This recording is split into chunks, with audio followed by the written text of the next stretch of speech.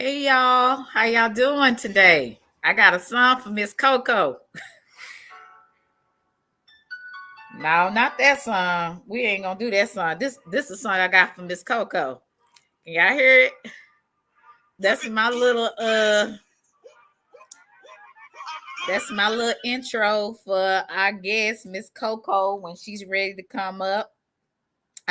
That is my one of my favorite songs. I know that shouldn't be, but that is one of my favorite songs on OG Genesis. That is I love that song.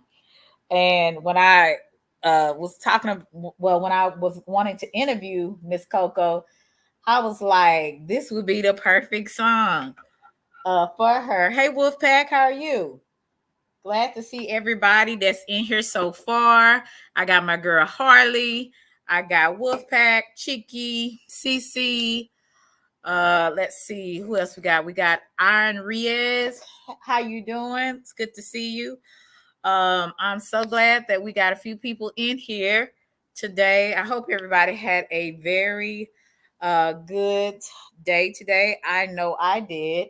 Just gonna do a little small talk. Hey, Cornbread, how are you? I'm just gonna do a little small talk and get kind of get people in.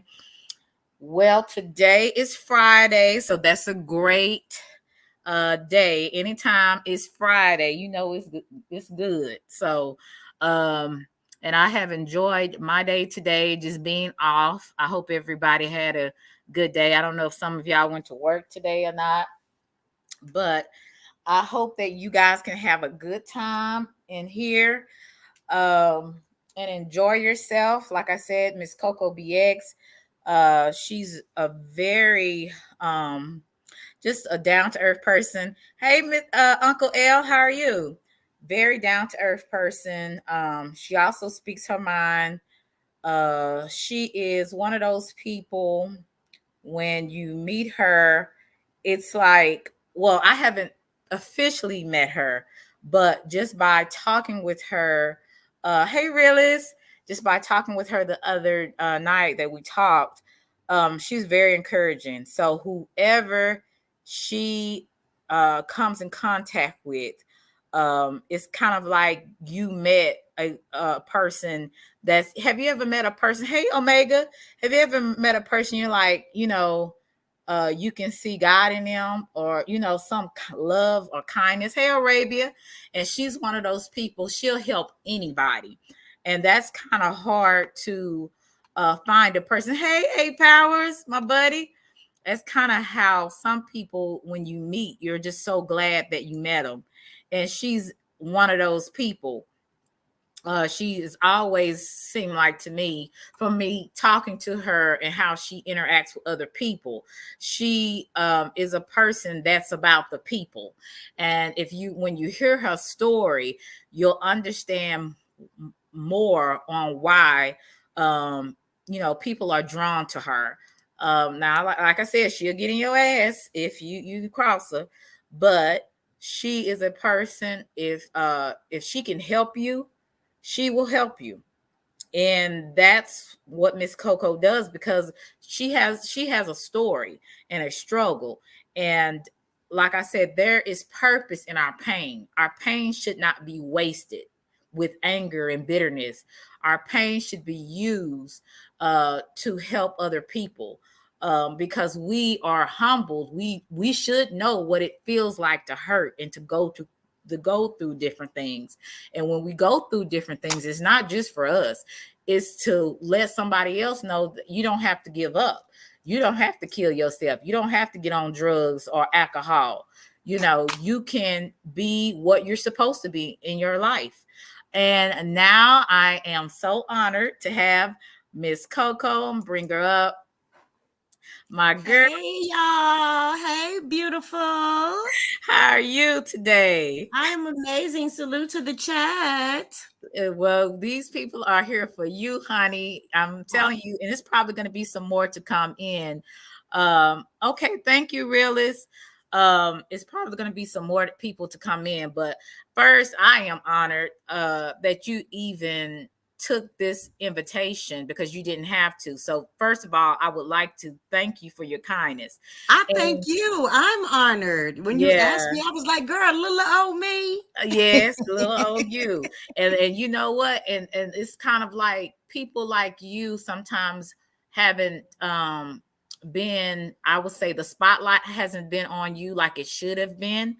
Like I was telling you the other night, I think Yes, that a lot of your content should be exposed more and people should know more about your channel. And actually, if I have any mods in the chat, if you can please put Miss Coco's her channel in the description, well, in the chat, so other people can know about her channel, because we I want to build other people.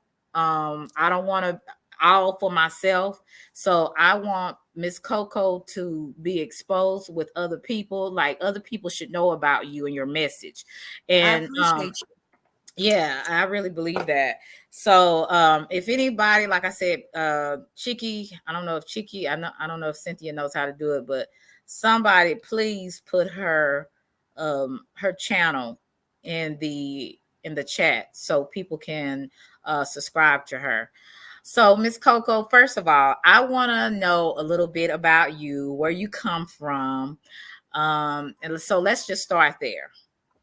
Well, I'm originally from the Bronx, New York. Okay. I have ties everywhere, though, everywhere. My grandmother was a country girl. Mm-hmm. I found that out when I started doing research in 2010 that she's originally from Orville, Alabama, in the Wow. Bessemer, Alabama area, which was Uh-huh. a surprise to me. I didn't even know I had so many roots Mhm. in the deep South, you know. Wow. And upon doing research, I found out that a lot of my family had, migrated to northern states and things of that Exactly. nature after, the slave trade and all that other stuff. And Mhm. people were beginning to branch out because, the slaves in the North were freed before the slaves in the South. Right. So it was very interesting. A lot of the things that I've been finding out, over the years. So it was very interesting. Yeah.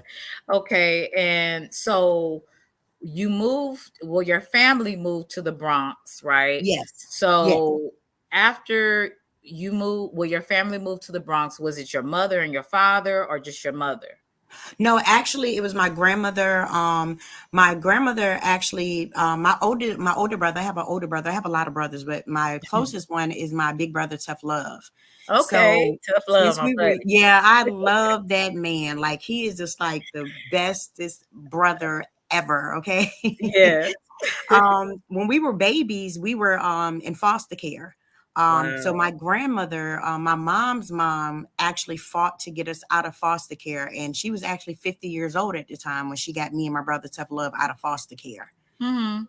For the very first time. So, we bounced around a lot, like, because my grandmother was, sick a lot, and then they would just throw us back in foster care, you know. Wow. So yeah, it was crazy there because it wasn't really stability, and any child definitely wants stability. Correct. So what happened to your mother? My mom, she definitely had an addiction issue Okay. to alcohol, to drugs. And when I was real young, I really didn't understand at first what was going on. I was just used to really not seeing her around like that. So Mhm. I was really unaware of it until I started getting older. And when I started getting older, I started doing research about it because I was just always a curious kid. I was always that nosy kid. Like if you'd have been like, Coco, sit down. I'd be like, but Auntie Selena, no, I need to see what's going on. Like I was Uh-huh. one of those kids. Okay. So when I got a little older, I started to understand the struggle that she had. But it was crazy because when she came around us, you couldn't tell. She was one of those functional addicts. Right. And then when she was around us, she didn't want to get high. So it was like a weird dynamic because I never actually seen her do it, but I was told. Wow. So did the teachers or someone knew that she was on drugs? Is that how y'all got in foster care? No, actually, she had wanted to give us to my grandmother, but at the time, the state is really funny, like how they do stuff. You can have a family member, for instance, suppose one of your family members has a child, right? The Uh-huh. state always want to step in first, and you may be like, "Well, I'll take my nephew, or I'll take my niece, or whatever the case may be." A Right. lot of times, they will give you pushback, and you have to go through the state to get them.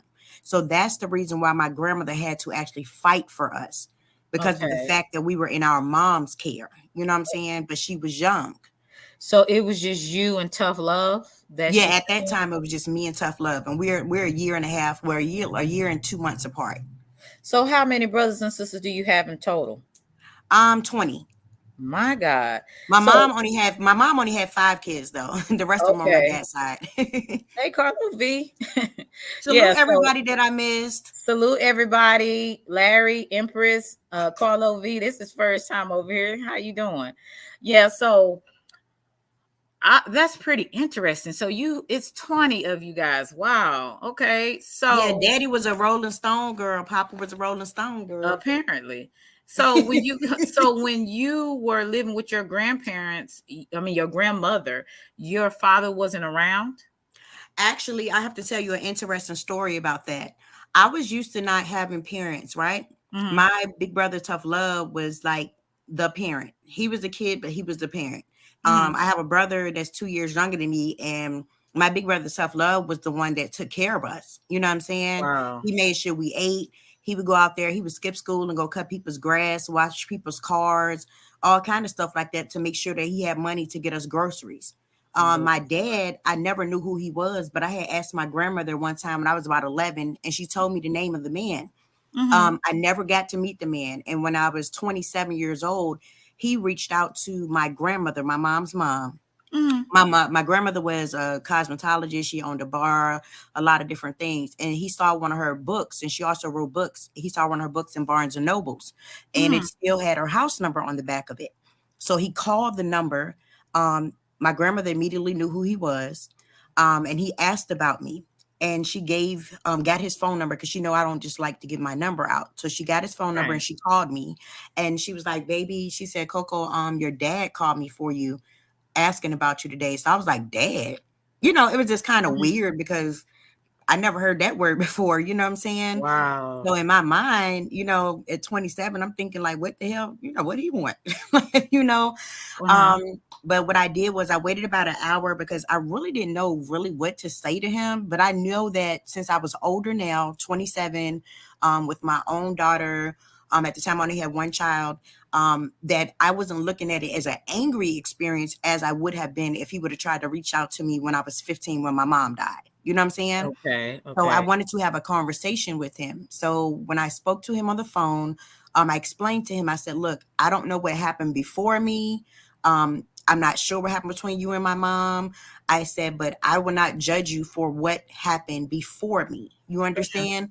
I said, "But from this point forward, you will be judged on every action." I said, "I don't Right. want anything from you. I don't need anything. Thank you. I don't, or any of that. But if you want to build a relationship with your grandchildren, that's fine." So something completely interesting happened to me in 2020. Uh-huh. In March 2020, March the 2nd to be exact, a young lady reached out to me on Instagram, right? On my Mhm. Instagram page. And she also reached out to me on Facebook. And she commented on my mother's picture, and she commented on my grandmother, my late grandmother's picture that had passed away in 2019. And so Okay. she said, very beautiful pictures. And so I thanked her. I said, "Thank you very much." And she said, "Check your inbox when you get an opportunity." So I said, "Okay." At the moment, I couldn't check it. And when I finished what I was doing, I wound up checking it, and she had her phone number in the inbox. So Mhm. I put my phone number in the inbox. So less than 5 minutes later, my phone rung. I didn't think anything about it. I was like, "Hello." She was like, "Hey, this is Valerie." I said, "Oh, you're the lady from Instagram and stuff." I'm not thinking anything Mhm. about it. I'm thinking she's somebody that's seen my content or something because I get a lot of phone calls. So Right. she said, "Well, the reason that I'm reaching out to you, Coco, is because I want to let you know that you're my little sister." Wow. So I was like, "What?" Like, I mean, it was like one of those moments. Uh-huh. I was like, "I'm your little sister." And so she was like, "Yeah." She said, "I want to tell you how we found you. So she said one of our brothers passed away in 2015 from cancer. He has 6 children. One of his daughters took an ancestry DNA test, and you came up as a match to everybody on his side. And she said back in 1989, our dad told me he had another daughter out there somewhere that he saw one time. He never seen her again, didn't even know her name. And the next thing he heard that she was in foster care somewhere. And so Mhm. you're the long lost daughter that have been lost for almost 40 years. So that's what she told me. That's Um, crazy.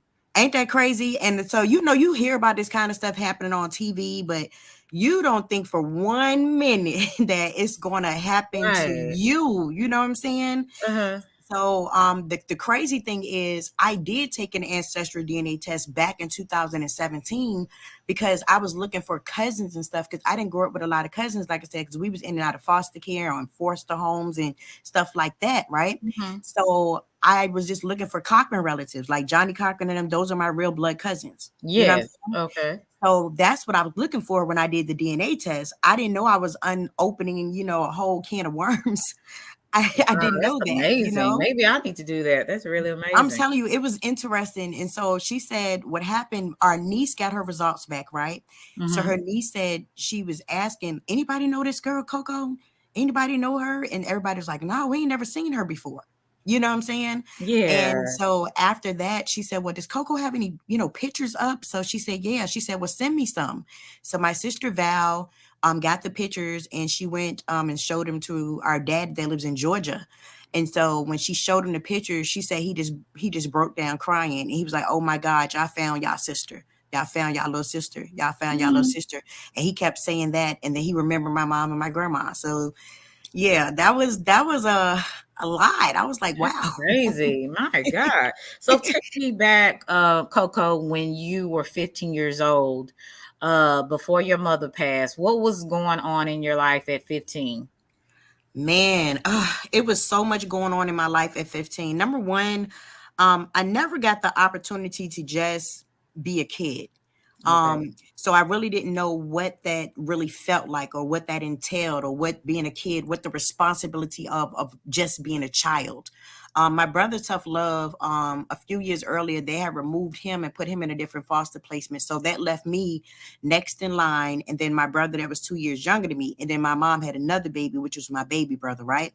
Mhm. So I had a lot of responsibility at 15. I was working under the table, trying to do everything for my younger siblings that our brother Tough Love did for us. Yeah. So it was very difficult. It was very difficult because there were times when I got overwhelmed, not with my siblings, but just the fact of I was just wishing that I could do more. I was wishing that our lives could be different. You know what I'm saying? Right. And it was questions that I had that never got answered, and I just really honestly just wanted to know why.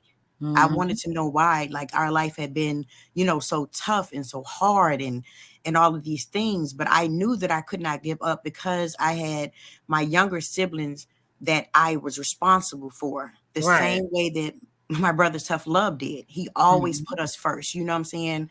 Like I said, there was times he didn't even eat, but he would feed us. There was Wow. times we didn't have no water and it was cold in the house, and he would cover me and my brother up with the covers and sleeping on a hardwood floor, and he did stuff like that all the time, all That the is time. really nice. Man, that's a lot. That is Yes, wow. I got mad respect for him. I really do. I love that man. I really Yeah. do. Wow. So, what happened? Okay, I know you said your mother died around that time. So, can you take Yes. me back to when I don't know if she was in hospice or what happened when you knew that your mother was dying? Can you? Actually, I was about 14 and a half, and that's when she started really getting sick because up until that point, she didn't look sick to me. Mhm. But I knew that it was a potential that she could die because what I did was I wanted to educate myself. My mom had HIV. She got diagnosed in 1988. Wow. We don't know where she got it from. We still don't know where she got it from. Mhm. So in 1996, February 27th, 1996, I remember the day so distinctively because I used to be in dance team, I used to be a cheerleader, and I used to be in a choir. And that morning we had a concert in the choir. Mm-hmm. So I got up like I normally would get up. I actually woke up actually a few hours earlier, and I was just sitting in my bed, and I was like, dang, I said, it makes me sad that kids that have parents and kids that have their grandparents don't respect them and don't Right. understand how lucky they are when I never had parents. Like, you know what I'm Mm-hmm. saying? Right. I said my dad don't know who he is, never met him. I was like, my mom, she's dying. It feels like she's already gone. And I don't know why I said that. I don't Mm-hmm. know why I said it and why that feeling of sadness, like this real deep, dark feeling of sadness came over me. And I could not understand what it was. So Mm-hmm. literally less than an hour later, my baby brother, who was 3 at the time, he came banging on my bedroom door because my bedroom was right beside my mother's. And he Mm-hmm. was like, come here, come here. And he was like screaming and stuff. And my grandmother was saying, come here. And she was like, did you check on your mom? And I was like, yeah, I just left her not that long ago. I said, what I'm saying, fed her.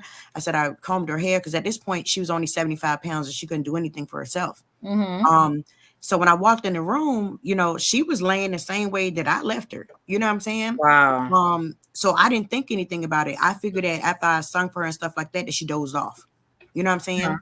So when I walked up to touch her, she was ice cold. And I just jumped back and I just was staring at her because I was in shock. Like, you know what I'm saying? Right. I really just really couldn't in my mind put everything together at the moment. And I turned to tell my grandmother. I went back in the hall to tell my grandmother, um, and she just let out this piercing scream that I never heard before in life. Uh-huh. And that was the hardest thing that I ever had to do was to let her know that her baby girl was gone. She was gone. You know what I'm Wow. saying? And it was nothing that anybody could do about it. You know what I'm saying? Right. So that was one of the most difficult moments in my life. Like I said, being 15, really not understanding everything, the logistics of everything. A lot of my siblings, like I said, we were all separated in separate placements. They allowed all of my siblings to come for our mom's funeral. Okay. And so we got to see each other for a few hours before everybody had to go their separate ways. So yeah, it was just a lot. It was a lot to deal with. You know what I'm saying? Being young. So why I wanted to maybe I don't know if you can answer this. Why did your grandmother decide to take you in tough love, but leave your other three siblings in foster care? Did she ever Oh, see, explain they that? wasn't born at the time. At the time, Oh, yeah, at the okay. time, it was just me and Tough Love, and then 2 years later, my other brother came. So it was years later when my other siblings came at that particular point. So yeah, Okay. so she was already up in age, and they was already in other states at that time and stuff. So Wow. yeah, so she wasn't able to get them. You know what I'm saying? Because they try to do all of that stuff. They go on your age, they go on your income, and then they Yeah. want to know, if you got your parenting skills up to par. Like it's so many, components that Right. come with it. You know what I'm saying? And like I said, that's why with the system, a lot of times, I find it discouraging because I said, sometimes when they have situations where they have people that can really step in, and really, really help these children, those are the ones that get pushback. But then in other situations, they don't give the people pushback that they need to, right? And Mm-hmm. those be the people that, God forbid, wind up abusing their children or whatever the case may be. Correct. And they go unscathed, and all that other stuff. And that's why I said the system for real is really twisted, and it needs a lot of work. It needs a lot Yeah. of work. Yeah, and for those who have came in the chat, this is Miss Coco BX. She has her own channel. Chiki, if you could just put it in the chat one more time, and then I'll go ahead and pin it. She is a content creator. She's very positive, but like I said, she will she will tell you off if you get out of line. But she is I really feel like she's underrated. Really, I really do. I feel like she needs more people need to know about her. She does a lot of work in her community, and I just felt like she was a great person to interview.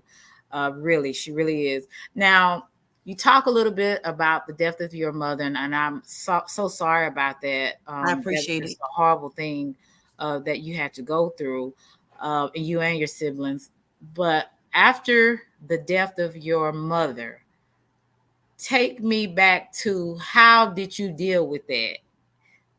Like, what was it in your life? Because I know that missing piece, your mother not being there. Um, I want you to take me back when you lost her, you and your siblings lost her. What were you dealing with at that time? Can you remember? Yes, I can Mm-hmm. remember it. I can remember it like it was yesterday. Okay. Um, like the thing that I think broke me the most was she had a boyfriend at the time. My mom did, right? Uh-huh. And he was the only father figure other than my brother, Tough Love, that I ever had in my life. And he had went to Washington D.C. They had some trial offers going on for people with HIV, right? Uh-huh. And they wanted candidates. They wanted candidates for the trial. So he went all the way to DC to try to get my mom on the list. So Mm-hmm. he was gone approximately less than 3 weeks. But Wow. when he came back, he was coming back and he was so excited. And I remember him running in the house, and he wanted to tell my grandmother they accepted her. They accepted her for the program. Mm-hmm. And then when my grandma walked from the back room, he was so excited. And he was like, "Where is she at? Where's she at? I want to tell her." Mm-hmm. And my grandma had to break the news to him that my mom had passed. Wow. Um, and he broke down. I've never seen him cry ever. He broke down so bad. He remained in our lives, me and my brother's lives, as a great father figure, even to this day.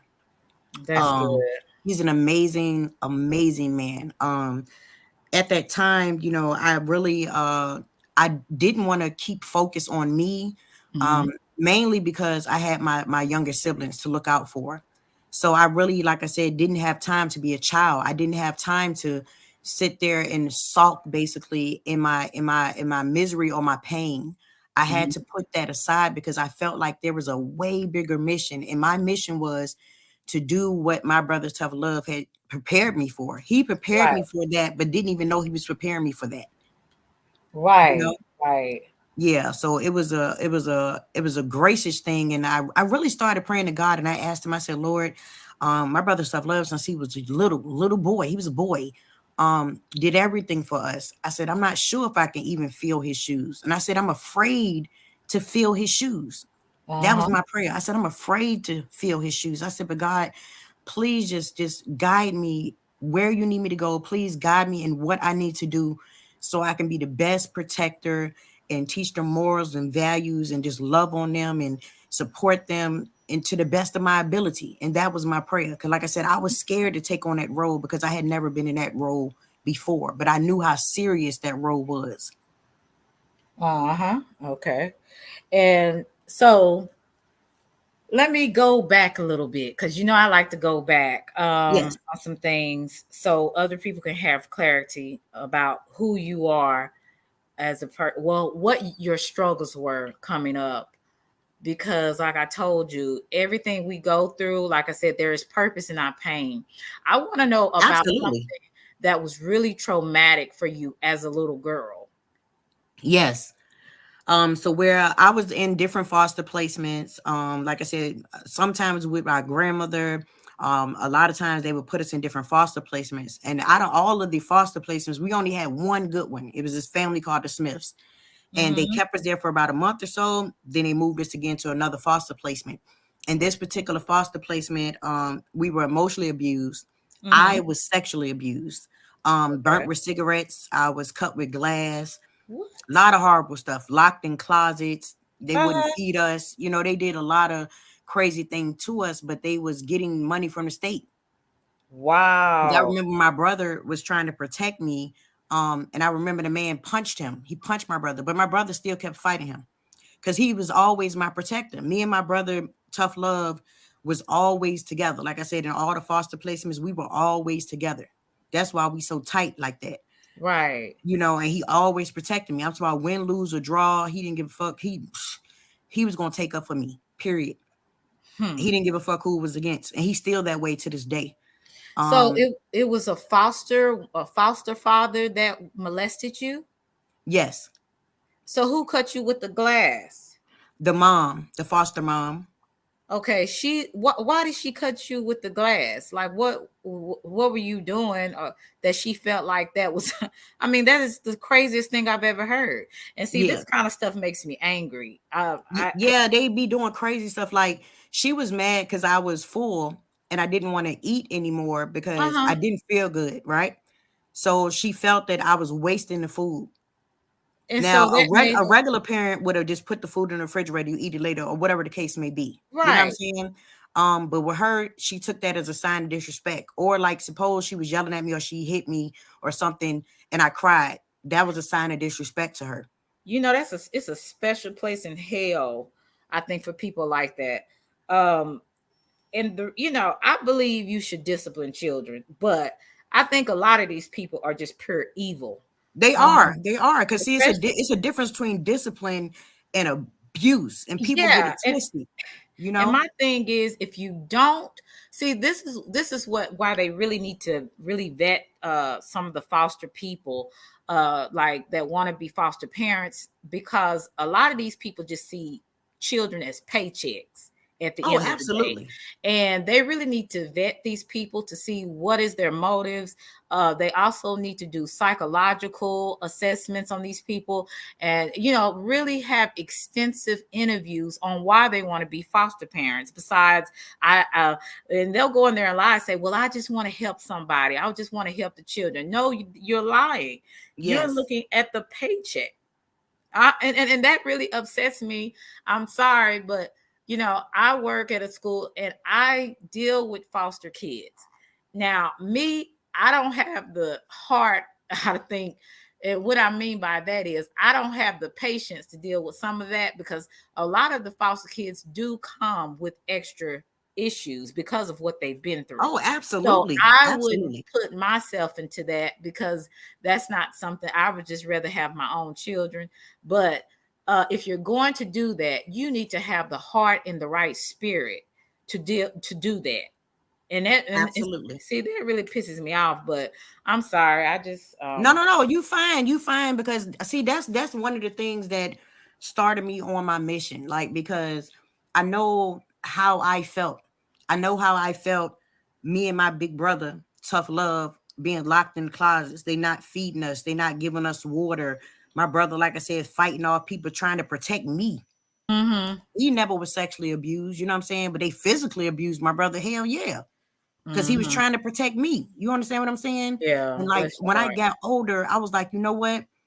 I ain't taking this shit. Like, you know what I'm saying? And I got into it as a passion of mine, because I know from the inside out what goes on. And a lot of people used to be like, damn, Coco, you mean you know what I'm saying? You tough, and you know this, then the third, and I ain't take no shit. No, I don't take no shit. But I Right, got a reason why I don't take no shit. You understand what I'm saying? right, because of what Number you've one, been because through. I'm not gonna give you no shit. What you see with me is what you get. It ain't Right, no in between. It's not no motherfucking black, white area, no gray area. No, it's me all and, day, every day. So and what I that's do, I take unusual on extremely YouTube. serious. You know what I'm saying? Yeah, that's unusual on YouTube to be who you say you are. But Exactly. yeah, and see, this is why I'm asking you about this, because see, people need to know what you've been through as a child, and why you are the way you are. You're strong because of what you've been through. You know what I'm saying? Yes. Unfortunately, we have to go through these type of things for some apparent reason. It, who knows, maybe there of course there's a bigger purpose, but I want people to understand some of your struggle. So when you went through the molestation, I don't know if you want to go to that, go back to that part, because it's No, probably I'm okay. transparent. I told you that. My transparency is what helped heal me and help me help others heal. So yeah, I'm transparent. When you were being molested by your foster father, was he coming into your room, or when was the times that he was doing it? What he would do, like he would come in the room, like he would come in the room, or like walking down the hall or stuff, like he would pinch me, like he was doing weird shit. And see, the Uh-huh. thing is, what they do, another thing in the system, that's why I said I hate the system the way it is so fucked up, because I told, I Uh-huh. wasn't believed. I told again, I wasn't believed. But I was Wow. abused even more because I told. You know what I'm saying? I'm thinking if I told, boom, the same way they removed us from that one good home I told you that we was in, that I Uh-huh. wish we would have stayed in, they didn't come to this home and take us out of it. So See. it threw me off. You know what I'm saying? And that's when Uh-huh. my trust issue, when I mean was zero.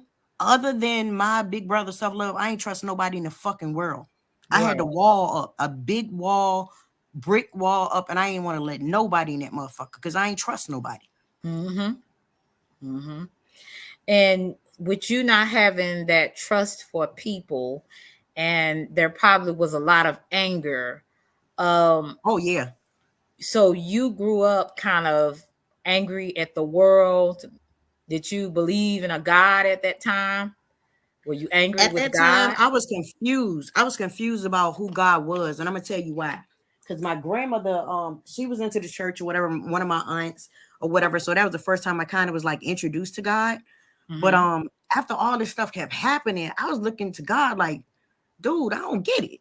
I'm a good Right. kid. I'm a smart kid. Like, why the fuck is they doing this crazy shit to me? Like, I couldn't wrap my head around the why of it. You understand what I'm saying? Mm-hmm. When I was a kid, it just didn't make sense to me.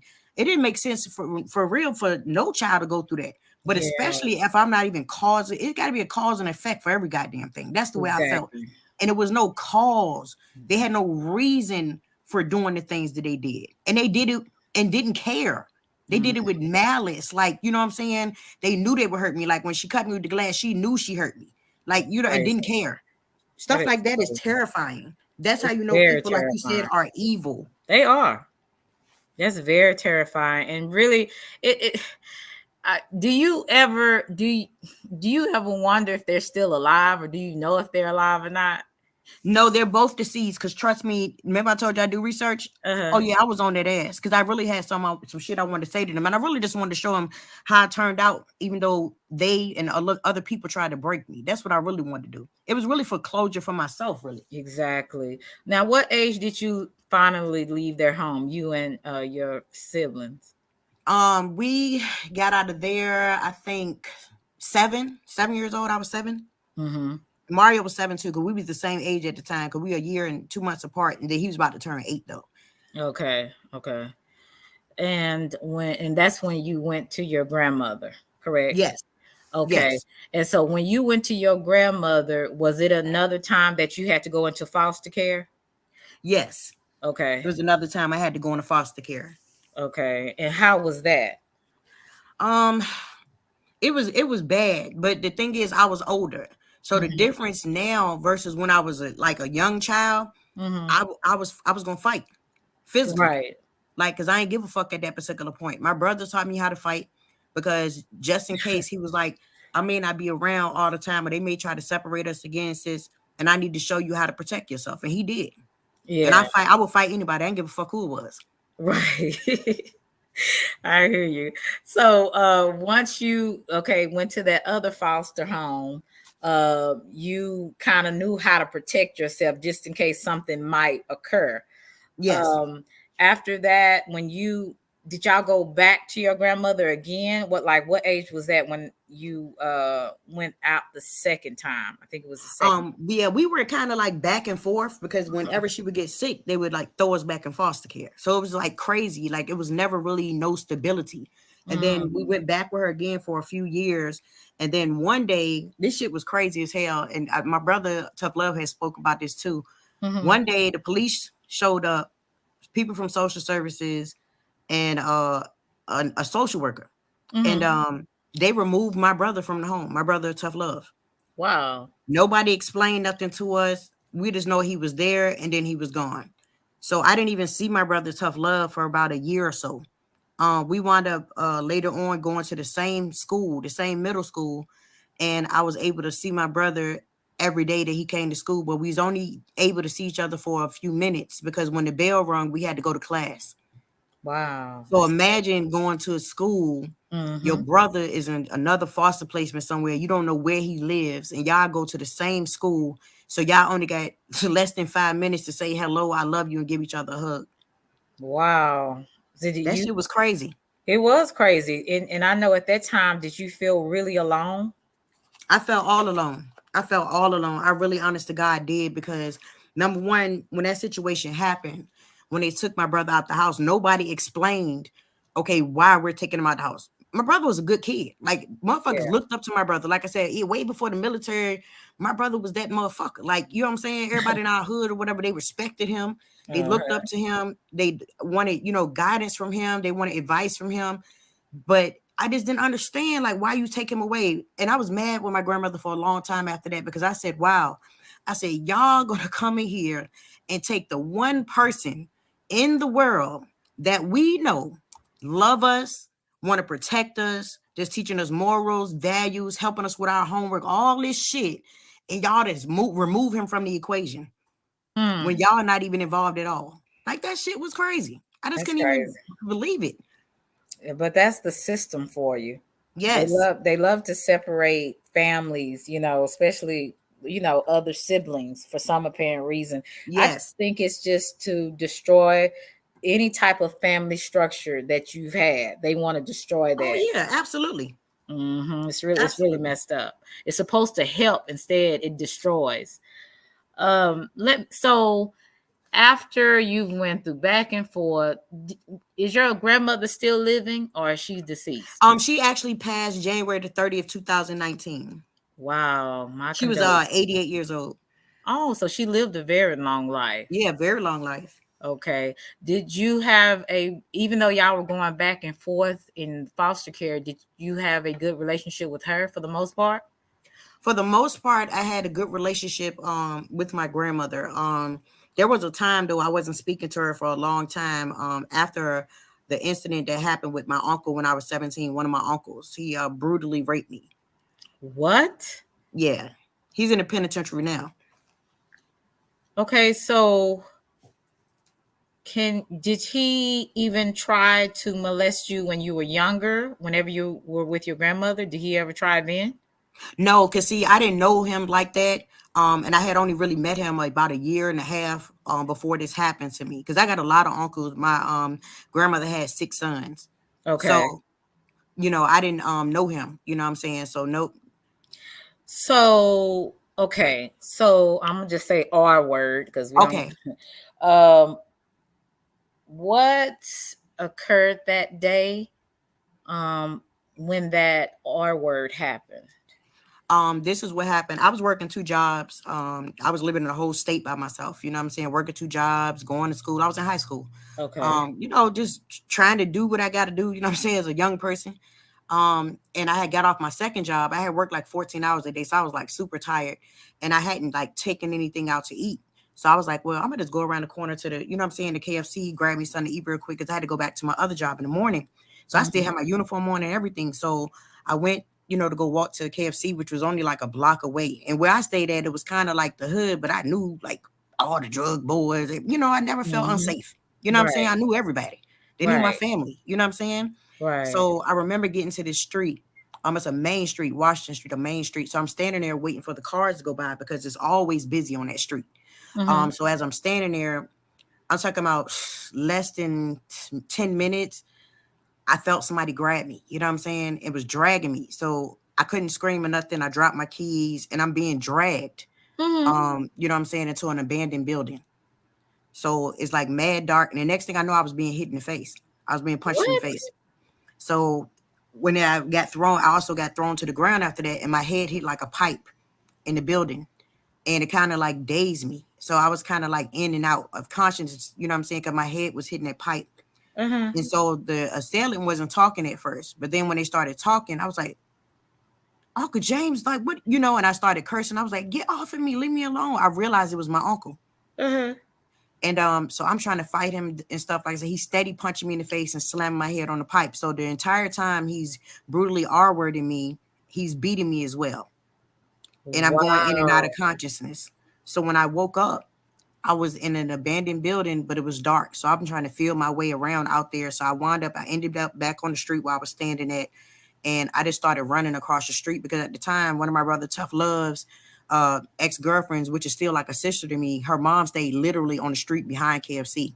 So I Uh-huh. ran over there and I was banging on the front door. Nobody came, but I saw a light on in the back. So I ran in the back and I seen her mom's boyfriend. I ran straight past him and ran in the house.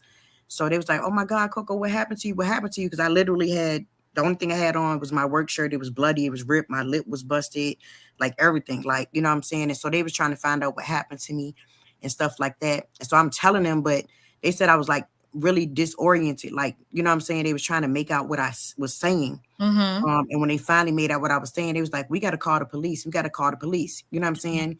And Mhm. only thing I wanted to do though, I just wanted to get from around there because I was terrified.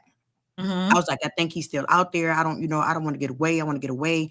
And I just wanted to go to my boyfriend's house. At the time I had a boyfriend and he was at work though.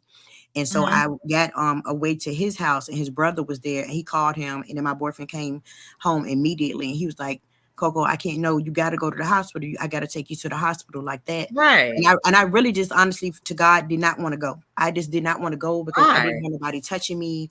I didn't want to Mm-hmm. go. He literally took him about a couple of hours or so to calm me down enough to where he could take me to the hospital. So they take me to Wow. the hospital. They do an R kit on me, a full examination. They take pictures, evidence, all of that other stuff. So the very next day, I called my grandmother to let her know what happened to me. And I called his wife. His wife Mm-hmm. was like, "You're lying. Why would he want you?" And he got me, B, get off my phone. Mind you, she's an evangelist, the wife. What? Yes. So she hung up on me. So then at the time, my grandmother was living in Brooklyn. I called her to tell her what happened. And she said, see, why you want to lie on him like that? Why would he do something like that to you? That's your uncle. That's your uncle. You need to stop making up lies on him. And I said, why would you think that I would lie about something like this? I'm like, I Right. just got out of the hospital. Like, I'm trying to explain to them. Nobody wanted to believe me. You know what I'm saying? And then one of Mm. my aunts called me and was like, stop lying on her brother, this, that, and the third. So they sent the detective to my home, and matter of fact, it was two detectives and a couple of police officers, and they took me downtown to take Mm-hmm. my statement and things of that nature. So the following day is when I found out that he had went on the run. He had went to New York, and Mm-hmm. he had went on the run. So he was on the run for 6 months. So they literally did not catch him. This happened to me in 1997. They didn't catch him until June 17th, 1998, 2 days before my 18th birthday. Wow. Yeah, so they arrested him for abduction or the A word and the R word. And so then the trial proceeded. But throughout the whole time, my grandmother, that aunt, they were really pissed at me because they said, well, what happened happened, and even if it did happen, it was wrong. They didn't think he should go to jail, you know? What? And I was just like, so y'all gonna support him but not support me, and he tried to unalive me Right. because So he didn't know I was alive. When he left me in the building, he told him he thought I was, unalive. He didn't know so that. so did you have any prior I know you said he didn't molest you when you were younger, but did you have any problems with him prior to this happening, or he just went ballistic on you and did what he did? Like, Yeah, he was weird. Like he when I first met him, right? When I first met mm-hmm, him, he didn't like never touch me or nothing, right? But he used to say like little slick stuff. You know what I'm saying? mm-hmm, And so I would tell my aunt and tell my grandma, and so they would be like, girl, he just, you know how he is. Kind of right, this, they would dismiss it. You know mm-hmm, how he is, girl. He don't mean nothing by it. But the stuff that he was saying to me, I'm like, it made me uncomfortable. And I'm telling him, like, this makes me uncomfortable. It make me afraid. So whenever he started coming over, like I said, 'cause it only was a year and a half that I had known him, like I mm-hmm, would lock my door. I went literally like to the hardware store and I brought them little locks that you could put on the door with the screws and slide it. mm-hmm. And I put two of those on my door, my bedroom door. So whenever he Wow, came over, I would just lock myself in my room. And then after that, I would start running away. And so I was getting locked up. They was calling the police on me and I was being sent to juvenile detention. So I spent a lot of time in and out of juvenile detention center. wow, and you you got a story. Yes, indeed, you have a story. Man, this you went through a lot. So he ended up getting arrested. Is he still in jail now or is he out? Yes, he's still in jail. They gave him 40 years. They suspended 10, so Great. he had to serve 30. He's been going up for parole the last time 2 years. They kept denying it. He's estimated to be released in 2025. 2025. Okay. My goodness. Um so I want to talk about with the things that you've been through with the molestation, with the foster mother cutting you. Now, also with that, did that foster mother know that the foster father was molesting you? I told her, but she didn't believe me She either. didn't believe. Okay. What she said was, well, you always had an overactive imagination. Wow. Everybody always wanted me to think that I was crazy. Like they tried to put me on medication and stuff, and they got mad because I didn't want to take it because I said I'm not crazy. I said I didn't know at the time what the word was. Like I didn't know it was the N word. Like I didn't Mhm. know that was what it was, but I knew it was wrong. I knew he wasn't supposed to be touching me. So when I'm Yeah. telling you he's touching me, he's saying things to me, he's doing these things to me, I'm expecting you as an adult to help me. You know what I'm saying? Right. That's what I was expecting to happen. I did not know that I was going to be, abused more because I told, and these adults that were centered around us would just be so dismissive. I think that's the thing that made me the scaredest because Mhm. I thought I did the right thing by telling, and then afterwards when I got punished, I was confused. I said, "Well, did I do the right thing? Was I not supposed to tell?" I said, "It don't supposed to be happening to me. Somebody supposed to be helping me." Yeah.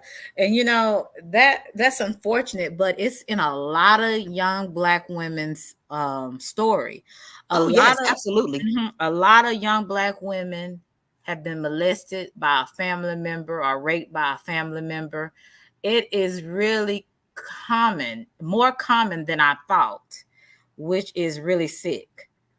It's And that, extreme. It's extremely sick. And see, that's the yeah, thing. It happens so often. I even found out years later that the same uncle um had done something to my mother.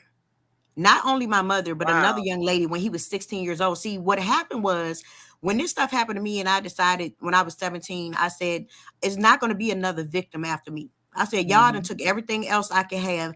And I said, after this happened to me, what the fuck else I got to lose? At the time, I didn't have no kids. I said, so even Mhm. if y'all kill me today, guess what? I said, I'm willing to fucking die about this. I'm Mhm. gonna make sure that this doesn't happen to anybody else's child. Period. Mhm. And I meant what I said. So what I told them was this. I said, when I found out what happened to my mom and the other young lady when my uncle was 16 years old, I said, you know what? I said, you bitches, and I said it just like that. I said, you bitches sat around when I was telling y'all what he was saying to me and all this other stuff, trying to make me think that I was crazy, knowing this man had a history, a Mhm. history. So when he did what he did to me, you guys thought y'all was going to sweep this under the rug the same way you did with my mother, the same way you did with that other young lady that was 15 years old, and just wipe it away. I said, the problem that the reason you bitches didn't want to deal with me anymore and the 5 families that I knew other than my brother wanted to disown me. I said, because y'all bitches understood when I got on that stand when I was 17 that y'all Mhm. fucking secrets, your family curses, all that bullshit that y'all had going on, it stopped with me. And I stood up Mm. to you bitches and y'all didn't like it and y'all couldn't take it. But I don't give a fuck because, like I said, I'm willing to fight about my healing. Period. Right. I'm willing to fight about my motherfucking healing. And that's why it's so important to me. So I'm talking about, girl, they called me everything under the sun. One of the aunts, the same aunt that I'm telling you about, was going around telling people I lied on her brother and I made it up because I ain't like him. But guess what? His Wow. wife got up there and testified and said, Coco just probably hot. She probably wanted my husband, his whole wife. Mm. Whole evangelist said this bullshit on the stand. So when the prosecutor got up and questioned her, he said, well, ma'am, you said that your husband was in the Bronx with you for the last 3 weeks taking care of your ailing mother. Didn't you say that, ma'am? She was like, yes, and that's where he was. Why would he want her and he got me? Mhm. So the prosecutor said, well, can you explain this? The prosecutor pulled out the R kit that they done on me, all of the pictures when I was battered, bloodied, and bruised, and the DNA evidence.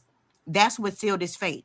So all those lies they told, they couldn't hide from the DNA evidence that was on Right. my arm, that was on my legs, that was from a bite that he put on my arm that I still carry today. He bursted blood vessels in my shoulder on the right side.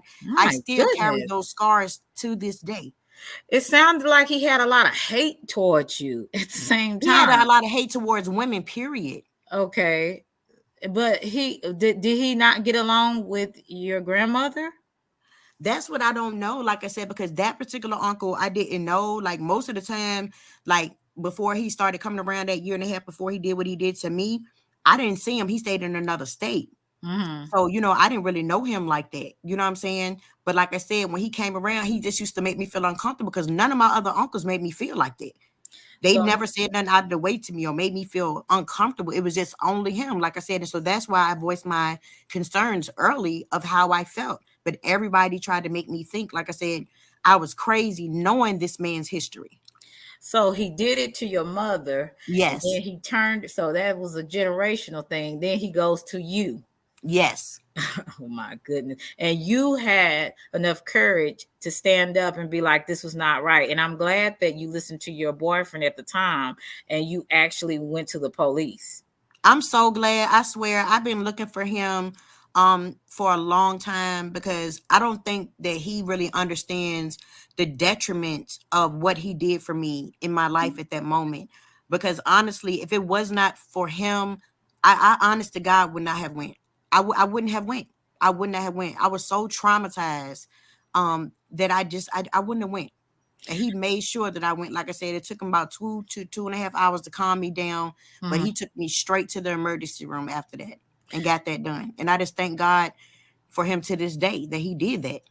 So you went through foster care on and off, living with Yes, your grandmother, going through molestation, going through getting cut by glass, being mistreated. Then you have to deal with your uncle that did the R word towards you and also assaulted you.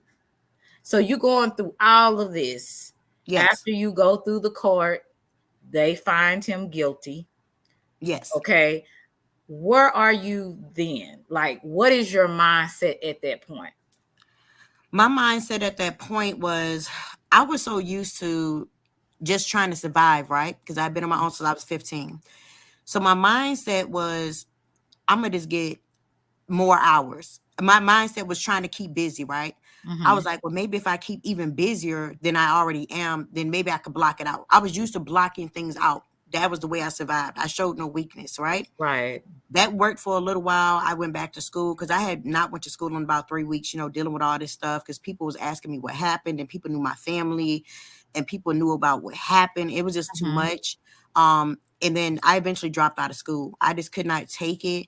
Mm-hmm. It became overwhelming. My grades been getting to slip. I was on the honor roll. Like I said, I was very active in school and my grades and stuff began to slip. And I just could not focus. Like I could not focus for the life of me. So I just went to work in both of my jobs full time. And that's what I Wow. did because I just couldn't take it anymore. Like I got tired of the questions. I got tired of everything. And I kind of shut down Yeah. from everybody. I would go to work, come home. I had dark shades in my house. I took down all the color that I had. I was always a vibrant, colored person. I took down everything. And I really, for real, became a shell of myself. That's what I did. Mm-hmm. And I can see that you probably grew very angry I at was everything. extremely angry. I was very angry, and that was not me. Like I was always Mhm. the one that was laughing and joking and like to play, pranks and things of that nature. That was me. That was the normal me. I was very unnormal after that happened to me. Not my norm. Yeah, that's a lot. I mean, for anybody to go through. Yes. Um, and I'm not laughing because it's funny. I'm laughing because I'm in awe of what you had to endure, and you still are here in a same with the same mind. And that's a miracle. That's all. Because most people that go through as much as you went through, they are addicted to drugs. They're addicted to alcohol. They're addicted to something. You are They are. absolutely right. You are right. Yeah. And see, that was another thing. Remember the aunt that I was telling you about? She was Right. going around telling people, oh, yeah, Coco on drugs, Coco on this. I ain't never Mhm. touched a motherfucking thing in my life but motherfucking weed. The reason I Mhm. never wanted to touch anything hard was because of this. And I told my aunt with her holier than thou fake Christian ass, I told her, I said, the Right. reason I never wanted to touch anything harder than that, I said, because I've been seeing y'all all my life fuck y'all motherfucking lives up. Right. I said, why the fuck would I want to go behind y'all and go and do that fuck shit y'all doing? I said, if you're talking about me, like I said, I have no problem with people talking about, but make sure that you tell the right story. Because I ain't gonna let you tell my motherfucking story. Because you're Mhm. gonna be missing components and you're gonna get it fucking wrong. Mhm. No, I smoke weed, motherfucker. And just plain weed, bitch. There ain't nothing mixed in it, no nothing. You know, so that pissed me off because a lot of people do turn to addiction because they want to numb their pain. But Mhm. me numbing my pain was when I decided, like I said, to start helping other people. When I Mhm. decided to start breaking the layers of my pain, I'm talking about when I mean that shit was ugly, I had to face all that ugliness. Did I want to Mhm. do it? Hell no, I ain't want to do it, Selena. And I'm being Mhm. honest, I did not want to do that shit. I did not Right. want to do it. But guess what? I had to do it. I got tired of being a motherfucking victim. I Mm, got tired of being a victim. And right. that's the only way that you're going to ever begin your healing. You got to be tired of being a motherfucking victim. I say, you know what? I'm tired of sitting here in the fucking dark when I could be seeing the light. I'm tired of sitting in Mhm. the fucking world every single day existing, but I ain't fucking living. I said, I'm Mhm. tired of being in prison without the bars like I did something wrong. Fuck all that Correct. shit. So I had to start facing all these ugly ass demons and all these ugly ass truths that wanted to take me the fuck down. And I didn't do it all at once. I started peeling off layers. The more layers I peeled off, the stronger I became. And let me tell you, wasn't some hard days and some days I wanted to say fuck this shit and give Right. up. You damn right. I ain't gonna tell nobody no bullshit. It was not easy, y'all, at all. Mhm. Period. That shit was hard. It was days I wanted to say fuck this because it would put me right back in the moment when those things were happening to me. How, But this is what I tell everybody. uh-huh. Whenever you trying to start your healing journey, I need for you to go through the moments. It don't sound good right now, but you need to go through those moments and you need to feel those motherfucking moments because that way Uh-huh. you're going to appreciate what you get after you go through the motherfucking moments. And so that's why it was important for me to do that. How long did you stay angry? Man, I stayed angry for some years. Like I was getting in trouble all the time for fighting. Like no joke. Because like I didn't allow nobody to bully me. Like Right. people bullying me, shit, that shit would trigger something in my brain. And like I was on sighting, motherfucker. So I stayed in trouble a lot for fighting, you know. Mhm. And See, then it came to you a didn't do point a I lot had of to. you didn't Oh, do go a ahead. I'm lot of sorry. talking, did you? You just started No, going see, I in. went with all the talking. I just was Uh-huh. not with all the talking because see, I never been a bully. You know what I'm saying? And Mhm. I got bullied before because like I said, growing up, I didn't have a lot. I used to steal my brother clothes and shit. You know what I'm Mm. saying? And people would bully me and try to bother me. And so that's when, like I said, my brother Tough Love taught me how to fight. He was like, sis, you're Mhm. gonna have to stand up for yourself. He said, because I may not be around and I need you to be able to stand up and protect yourself. And Mhm. so ever since then, shit, I said that shit before Oprah. All my motherfucking life I had to fight. And I Yeah. ain't fight fair neither. I ain't give a fuck. Like, you know what I'm saying? Ooh, who was that? Sophia in Color Purple. Baby, I'm trying to tell you. Shit. Oh Lord. But as you went through this stuff and you finally said you were sick and tired of being sick and tired, basically, Yes, ma'am. with And your that's the only way situation. you could begin your healing. You got to be sick and tired of being a victim. You got to be sick and tired of not living your life. You got to be sick and tired of giving people power over you. You got to be Mhm. sick and tired of giving people control over your life. You got to understand this is your life. You don't get no Right. do-overs. You understand what I'm saying? You Heck can no. always start at the finish line again, but what you cannot do once your story ends is Yes, then want indeed. to begin again. Once it's Exactly. over, it's over. You don't get no motherfucking do-overs. So this is your life and you got to live it to the fullest. And so I decided I'm gonna live my motherfucking life to the fullest. I said, fuck being unhappy, fuck being unhealed, fuck being Mhm. mad all the motherfucking time, fuck not going for my dreams and goals because these motherfuckers said, well, you grew up without no parents, your mama was Right. on drugs, you lost your mama when you was younger, you know, to AIDS and you found it. Your daddy never been there. They said you was gonna be just like your mama. They said you was gonna be just like your daddy. Let me tell you what I Mhm. say. I say, fuck what y'all say. I'm Mhm. gonna be what the fuck I want to be. You know why? Because I'm willing to put in the motherfucking work. I ain't Exactly. gonna let nobody stand in front of my dreams and goals. I'm gonna do what the fuck I gotta do. Period. Exactly. And how old were you when you came to that realization that you were sick and tired? Can you remember? When I first started my journey, when I was 17 on the stand, I knew it then. And then when I went through this small bout of depression, what really made me turn it around for real, Selena, what really made me wanted to get up and get my shit together emotionally, when I found out I was pregnant with my daughter. When I Okay. found out I was pregnant with my daughter in 2005, that was the happiest, scariest, Mhm. frightening moment of my motherfucking life. Mhm. Because everything started flooding back in my mind. I had what happened to me. And I Mhm. was already afraid for a child that wasn't even born yet. Wow. That's a word. People don't You know, realize that. she That's a won't even word. hear. I didn't know it was a boy or a girl. I had Uh-huh. took a damn, test and it turned positive, and I was already scared. And I'm like, damn, I ain't even giving this baby a chance. I'm already scared. I already want to protect her. You know what I'm saying? Mhm. That literally, that's where my mind went to. But I did say one thing. I told God, I said, God, you know what? I'm 25 years old. I said, I'm handling my business. I'm not with my child's father because I left him before I found out I was pregnant. I Mm-hmm. said, I don't know why you installed this task upon me. I said, but God, please just order my steps and show me what I need to do to be the best mom to this child that I can. I said, Mm-hmm. I don't know everything, God.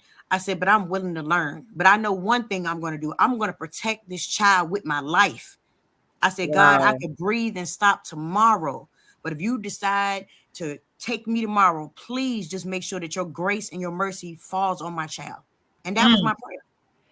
So basically, you wanted to stop the generation curse through you. You wanted to stop that for your Oh, child. absolutely. Hmm. Absolutely. Without a doubt. Yes, ma'am. Absolutely. Do you think you have accomplished that? Oh, hell yeah. I'm still a Mhm. problem right now, Selena. There's motherfuckers that don't like me right now, my family. I'm talking about when I mean they be big mad. Uh-huh. Shit. Baby, I'm the blackest sheep. I know I'm chocolate. I know y'all see I'm chocolate than a Yeah. motherfucker, but I'm the black sheep. I'm black like the black crayon ran this motherfucker. No, And I don't give a fuck. I look, don't. you a gold sheep. You not no black sheep. Baby, look, I don't give a fuck what they talking about. I'm gonna continue to heal and I'm gonna continue to make sure I help others heal. Like I told them, I said, when y'all ran into me with that bullshit ass generation of cursed bullshit, y'all Uh-huh. met y'all motherfucking match fucking with me. Cause I'm with the Yeah. shits. I'm with the shits when it comes to my healing. And I'm with the shits Yes. when I'm helping other people heal. So let's go. Uh-huh. I'm ready for war. Yes. You have to fight for healing. Absolutely. It doesn't come easy. That's what most people don't realize. Did you ever go to therapy? It's so crazy. Like, let me tell you how the therapy thing went, and it was so crazy, y'all. You would think after our mom died, for instance, that I want to take a moment to salute to everyone that I miss, you guys. I really truly appreciate you guys for joining us. I know I've been Mhm. missing a lot of y'all, but I just wanted to let y'all know that I really appreciate y'all. And me Um, too. the crazy thing about the therapy was this: you would think Uh-huh. after our mother passed that they would be like, okay, we're gonna take them to counseling. Mm-hmm. You know, didn't happen. You would think that after what happened to me and my uncle, they would take me to counseling. Hey. Didn't happen. Like all of these things, I actually didn't get counseling till later in life. When I Mm. did it on my own, I started going to therapy. But the first therapist, I hated her, and I'm gonna tell you why. Wow. I don't like textbook shit, y'all. Let me tell you. Okay, I've been to Right. college, all that great stuff. You know what I'm saying? Mm-hmm. But my thing is this: I don't like everything textbook. I like things that are coinciding with our regular lives as well because I Right. learn good like that, right? So I Exactly. go to this therapist session. I'm super happy because I'm like, boom, I'm taking the next step in my healing. You know, I Right. want to shed some more layers of pain. So I was excited about it, Selena. I'm excited, right? Uh-huh. So I go in there. Everything was fine for like the first 10, 15 minutes. Then this lady started textbooking me to fucking death. She's Wow. textbooking me to death. So I'm already like in my feelings. I'm getting mad. So you know when your mind state is already kind of mad and you're on the defensive, you're not really hearing things and you're not going to be open minded, right? Correct. So I was upset because I felt like she wasn't trying to get to know me or what the issues were about. She was putting me in a cesspool with everybody else. And Mm-hmm. that's just the wrong thing to do because it's just like, okay, boom, you maybe have something that you're dealing with, beautiful Selena. I may have something that I'm dealing with, right? And they could be similar circumstances, but different. Just like, okay, how I was R-rated by my uncle, but suppose someone else was R-rated by a stranger. They may Exactly. still they're both going to be traumatized, but mine's going to seem a little worse because it's a family member. You see what I'm saying? Mm-hmm. So don't come in there with no damn textbook trying to put me in the same thing because I'm not going to believe you. And I feel like I'm wasting my fucking time, which I don't like to do. So I Right. stopped going to her. And then it was years later when I finally found a therapist that I could open up to. And she was real. She was like, if you want to curse, curse. If you want to throw some shit, throw some shit. I liked her ass off the rip. I was like, I like her. You know what I'm Right. saying? Because I felt comfortable. So I felt comfortable enough to open up to her and to hear all of the things that she had to say and different exercises I could use so I wouldn't be as angry and all of these things. So I took to heart what she was saying because I felt, even if it was for that hour, that I mattered to her and I wasn't just the dollar signs. You understand? Exactly. And that she really wanted to help me. Mm-hmm. Mm-hmm. And that kind of helped you. That was another part of your process of healing, going through therapy. Oh, absolutely. Mm-hmm. Absolutely. For sure. Okay, because a lot of black people don't feel like, oh, well, I go to church, I pray, and and all that. But that's, I believe that's why God allowed. Hey, Unity. I believe that's why some people have the position or the education to be therapists. Their gifting is to help people in that capacity. So I don't see anything wrong. Sometimes you can't just pray things away. Some Girl, you things, better talk about that. Did y'all hear that? yeah, you can't Girl. pray things away. Some things you're gonna have to deal with them, and that's why we have therapy. Okay. But see, Um, that's what goes back to what I was saying. A lot of people, I grew up like that. Like I said, my grandma was an evangelist and stuff like mhm. that. But this is the thing that I tell everybody. Prayer without action means absolutely nothing. Prayer Yeah, without action means absolutely nothing. faith without You can works is pray until dead. you blue in the face, but guess what? That ain't gonna mean a damn thing. You just gonna be Right, blue in the face and look like a motherfucking smurf. That's it. Now, if right, you pray on it and you decide to go get you some outside help if you need it, that's you putting forth your action. We're not worried about what the Lord exactly. said He's gonna do because He gonna handle His business. But Right. even in the good book, He says if you make a step, He gonna make His step. So we Mhm, already know He handling His business. But what about you? How you mhm, gonna act? So we got to exactly. do our part too in this healing thing. You understand what I'm saying? And that's why I Mhm. tell everybody, you can't just pray it away. You No, you understand what I'm can't. saying? You can't just do that. You have to have some action behind it. I don't care if it's Mhm. you don't want to go to therapy. Talk to someone. Find someone that you can confide in, a sister, somebody that you can confide in, because it's not good to walk around with what I call the foundation of pain. See, that's what I Mhm. was doing for so long because I was used to holding things in. I didn't realize at the time that that's what I was doing because I was used to doing it. It was my normal. But my Right. normal almost took me the fuck out because my normal was getting me in trouble for fighting and shit because I was so angry. You understand? Yeah, right. Yeah. Right. So I had to realize that. I was like, Coco, I had to do like a self check on my motherfucker. Like, hold up, bitch. All the bitch said was fuck you. You to slap the shit out of the bitch. Like, you know what I'm saying? Uh, I had to like check my damn self. Like, maybe she didn't deserve the slap. ooh, You know Miss what I'm saying? Shit. Maybe I should just look, curse out back. You know, look, you know what I'm Miss saying? So Coco, you the type of friend that everybody needs. So I was like, maybe I shouldn't have slapped her. Shit, maybe I yeah. should just cussed out. Fuck it. But sorry, no sorry. Shit, fuck. So so look, as you had your daughter and you realized you did not want her to experience some of the things you experienced, and then you had your two other children. Yes. As you were going through that process of healing and being a mother, being the best mother you could be, um, what how did you learn to forgive? Oh, wow. That's a great question. Let me tell you what was so crazy. It wasn't until, let me see, my daughter was the one in 2005. So about 2010, I met this lady while I was out there doing my community work. And we were talking, having a great conversation. So she just randomly said something to me. She said, I don't know you. She said, but I really need to feel like I need to say this to you. So I was like, okay. So she said, look, I wanted to tell you something very vitally important that I think that you need to hear that's very, imperative for your life. So I said, okay. She said, I want you to understand that nothing was your fault. She said, Mhm. I also want you to understand that sometimes, even though we don't understand it, you're going to have to learn to cope and to be okay with the apology that you may never get. That shit Yeah. fucked my head up. I Mhm. never heard no shit like that. Like Mhm.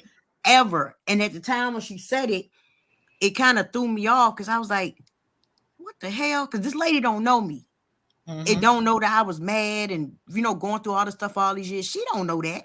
So Mhm. as I went home, I was thinking about what the lady said, and I literally broke down. I broke down so bad, and I didn't even realize that I still had all that hurt inside of me.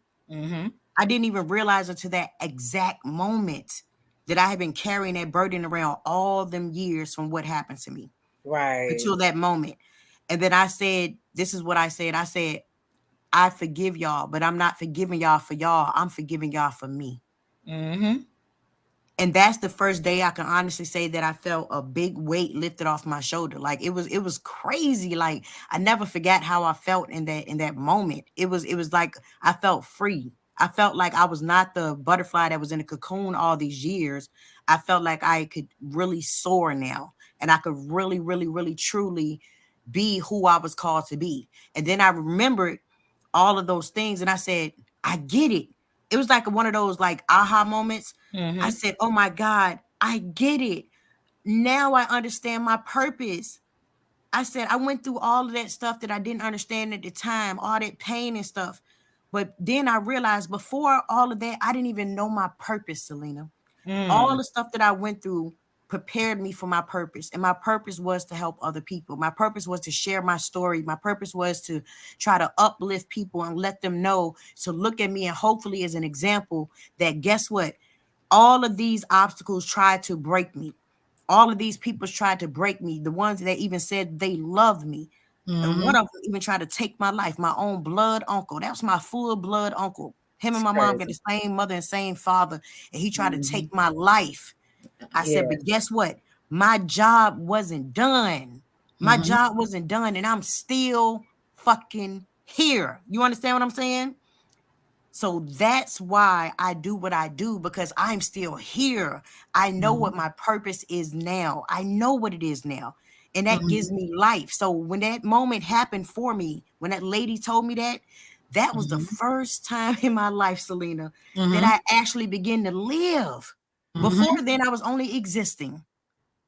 Mm. That's a word. Yes, Wow, that's a word. So your purpose, so basically there is purpose in your pain. And how do yes. you use that pain for your purpose? What are you doing exactly right now to help other people?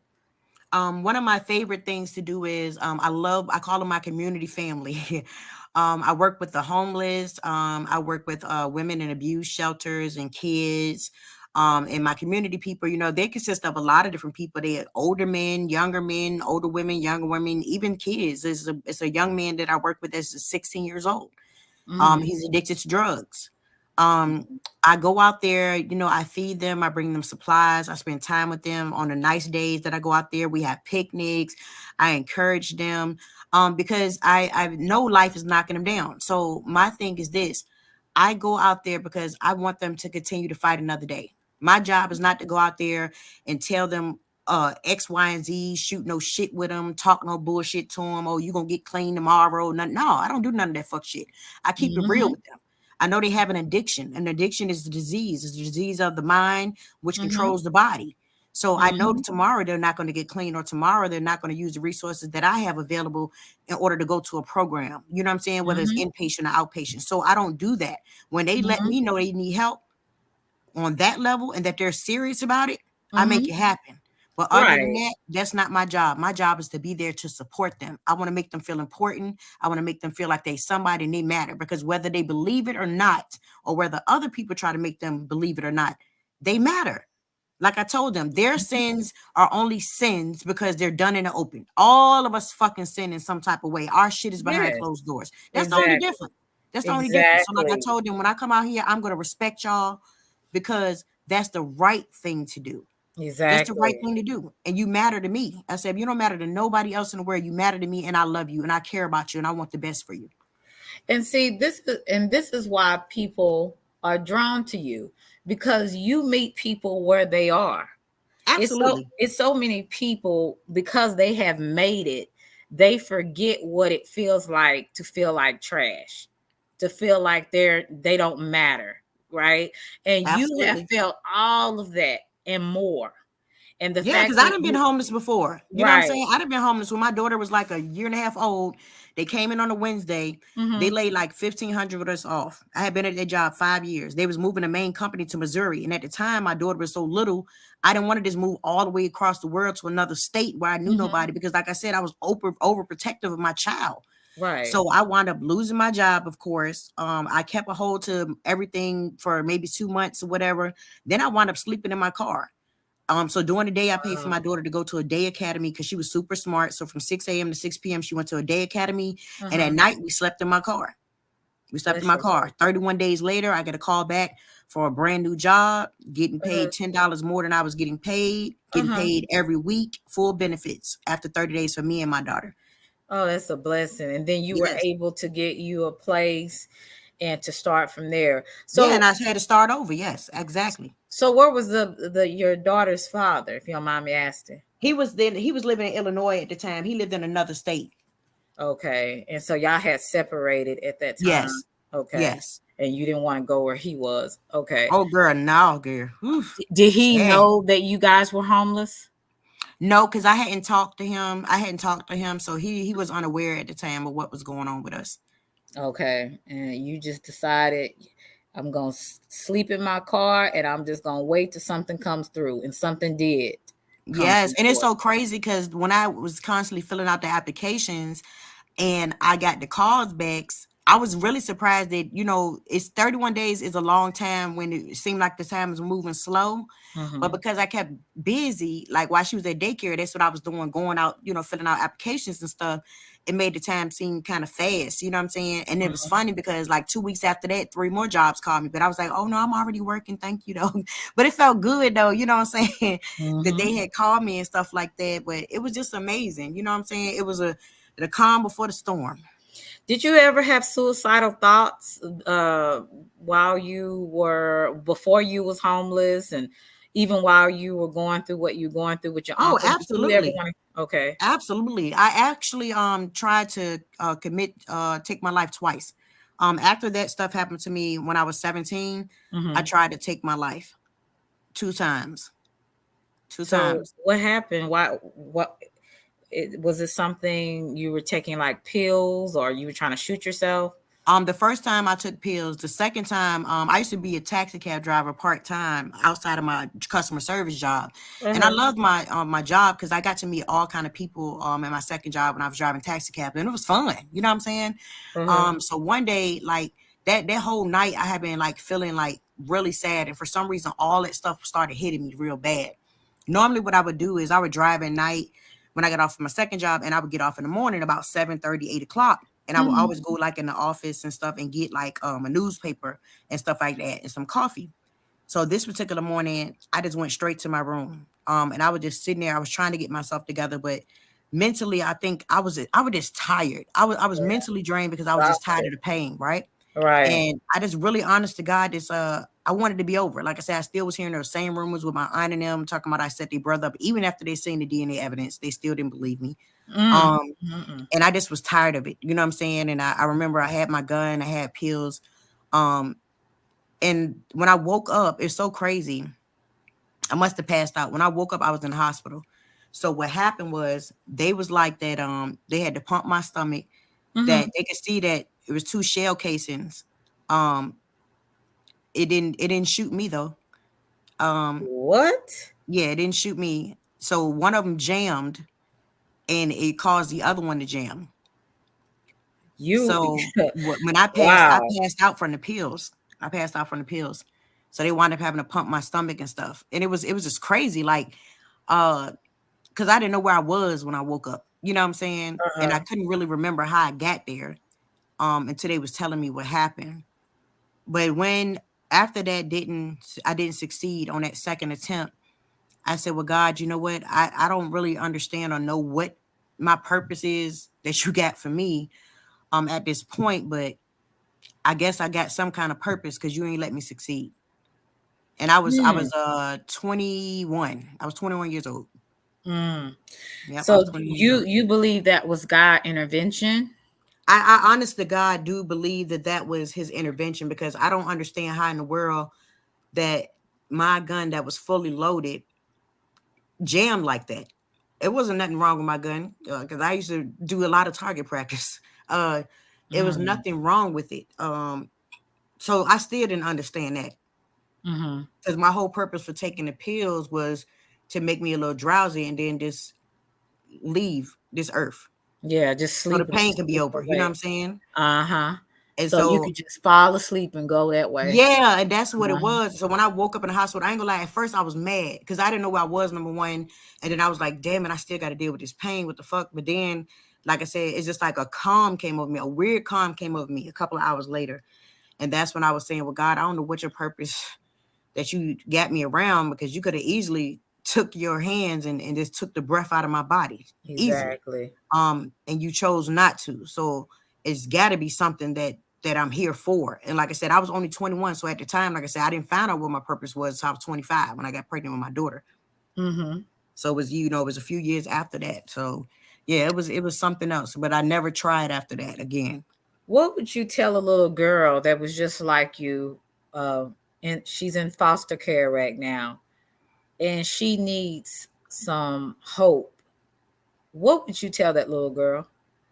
I would let her know, number one, that you're beautiful, you are powerful, you are strong. You're not there because you're not loved. You are there because you're going to find your purpose soon as well.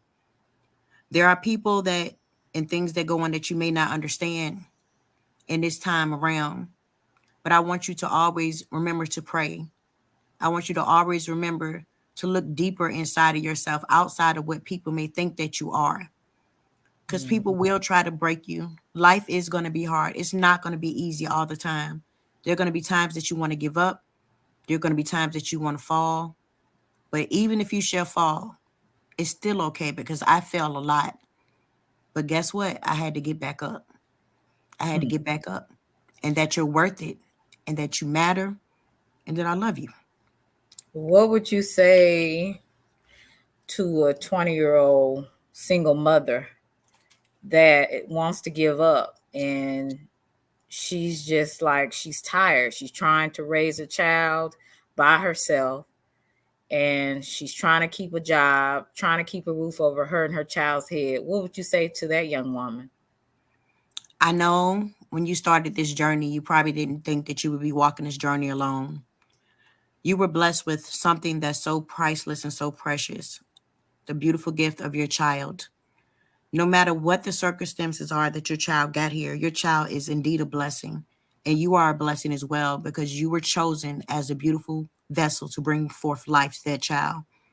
I know right now it may seem hard. Right now it may seem difficult. But I want you to remain strong. I want you to find a great support system that can support you, to be there for you and your child. Mm-hmm. Everybody needs someone. We all cannot do it alone. I've been through that before, and it was extremely hard. But if you don't have to do it alone and people want to help you that have genuine intentions, let them help you. That does not show a sign of weakness. Mm-hmm. It does not show a sign of weakness. Growing up the way that I did, I thought it would be a sign of weakness. You don't have to make that same mistake. You don't have to make that same choice. Allow people to help you. Don't allow ego or pride to get in the way. Always keep your eyes on the prize and remember the prize is your child. Mm-hmm. And lastly, what would you say to that man?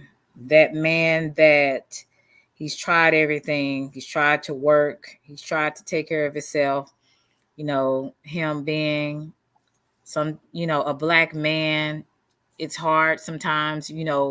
People have stigmas on this man. He just wants to give up in his life, and he starts doing drugs. What would you say to that man? All your life, they had a stigma on you. It started with society. It may have started with your mom because a relationship that didn't work out with your dad. She may see a lot of your dad in you, you know? But I want you to know something. I don't care who your mother is, who your father is. You are you. You are destined to do great things for yourself. The mistakes of our parents are not our mistakes. You're going to go Mm-hmm. through life's ups and downs, but ultimately it is up to you to decide what you want to do with your life. Yes, you have made a wrong turn, but when you are ready, keyword, when you are ready, you make sure then that you decide to get the help that you need. This is not the end of your story. This is only a short passage.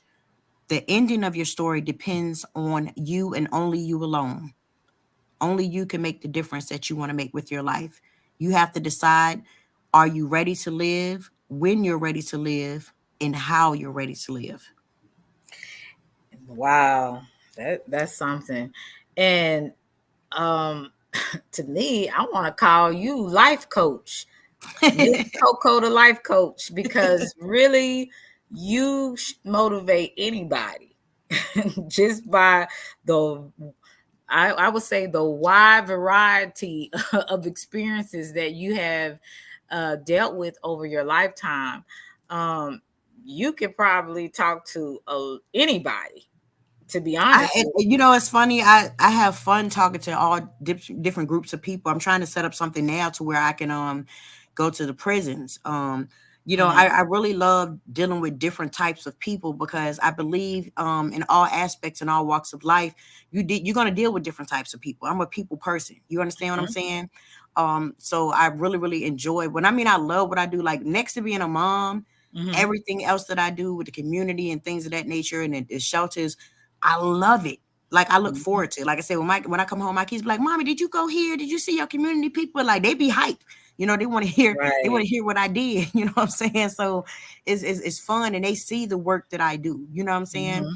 So it's really really cool. I love it, and like sometimes they want to save up their allowance, and they want to buy little things like little blankets and stuff for my community people and stuff. Wow. My kids do that, you know. So I'm just believe that we're our kids, you know, number one biggest fans, and we're their biggest Mm-hmm. fans. But we also have to, you know, show them by example. Like my kids know now. Do they have everything? Yeah, Mm-hmm. my kids got a lot of stuff.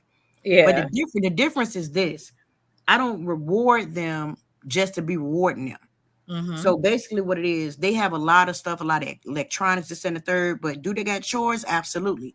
Do they got to do Mm-hmm. their homework? Absolutely. I homeschool all three of my children. You know what I'm saying? Wow. So they have things that they're responsible for doing. You understand what I'm saying? Right. So that I hold them accountable. I hold them accountable because they're of age where they can be accountable. Mommy's job is not to do certain things. Mommy's job is not to take your clothes and, you know, put them in the laundry room, for instance. That's your job. You know what I'm saying?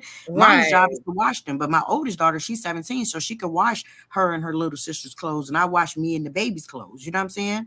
And she know how to fold them up because 90% of our stuff is hung up. Like I like shirts hung up, long shirts, long sleeve, short shirts. You know, sneakers are stacked nice and neat in these boxes. Like I like stuff together. You know what I'm saying? So Yeah. I'm just like that. So my kids already know. You know, they already know. They know mommy don't play that. You know, it got to be together. You know, and so it's just fun. You know, it's fun. Like I said, and that's why I'm really trying to branch out you know, everything that I do because I really want to reach more components of people. And it's exciting. When I'm getting phone calls or emails from people, number one, it feels amazing. It feels amazing because I never honestly thought that I would be thrust into a position of empowerment of others. That wasn't what I was thinking at first. I just knew that I hated what happened to me. I wanted justice and I wanted my best to show other people that went through, you know, many trials and tribulations like me that, hey, you can get through this. It ain't gonna happen overnight though. Right. Right. And I know your children are so proud of you. Your brother, Tough Love, Yes, man. He's proud one of of my you. biggest supporters, man. My brother tough Uh-huh. love, man. You Man, I came love a that dude. long way. And I don't, like I said, I don't even know you, but I know you came a long way. All this stuff that you are saying, it's like if people don't really look at you and be like you're a walking miracle, I don't know what else to say. I mean, you are definitely a walking miracle, and you are so uplifting. And that's, I guess, some of the reason why we go through things. I guess it's because if we survived it, we're telling other people they can survive it too. Bingo, Selena. There you So go. You hit it on that, the head. and you know, you need to be heard and seen more places. You are the light that I talk about, and each one of us have a light in us, some more than others, some are more dimmed, and some are just black.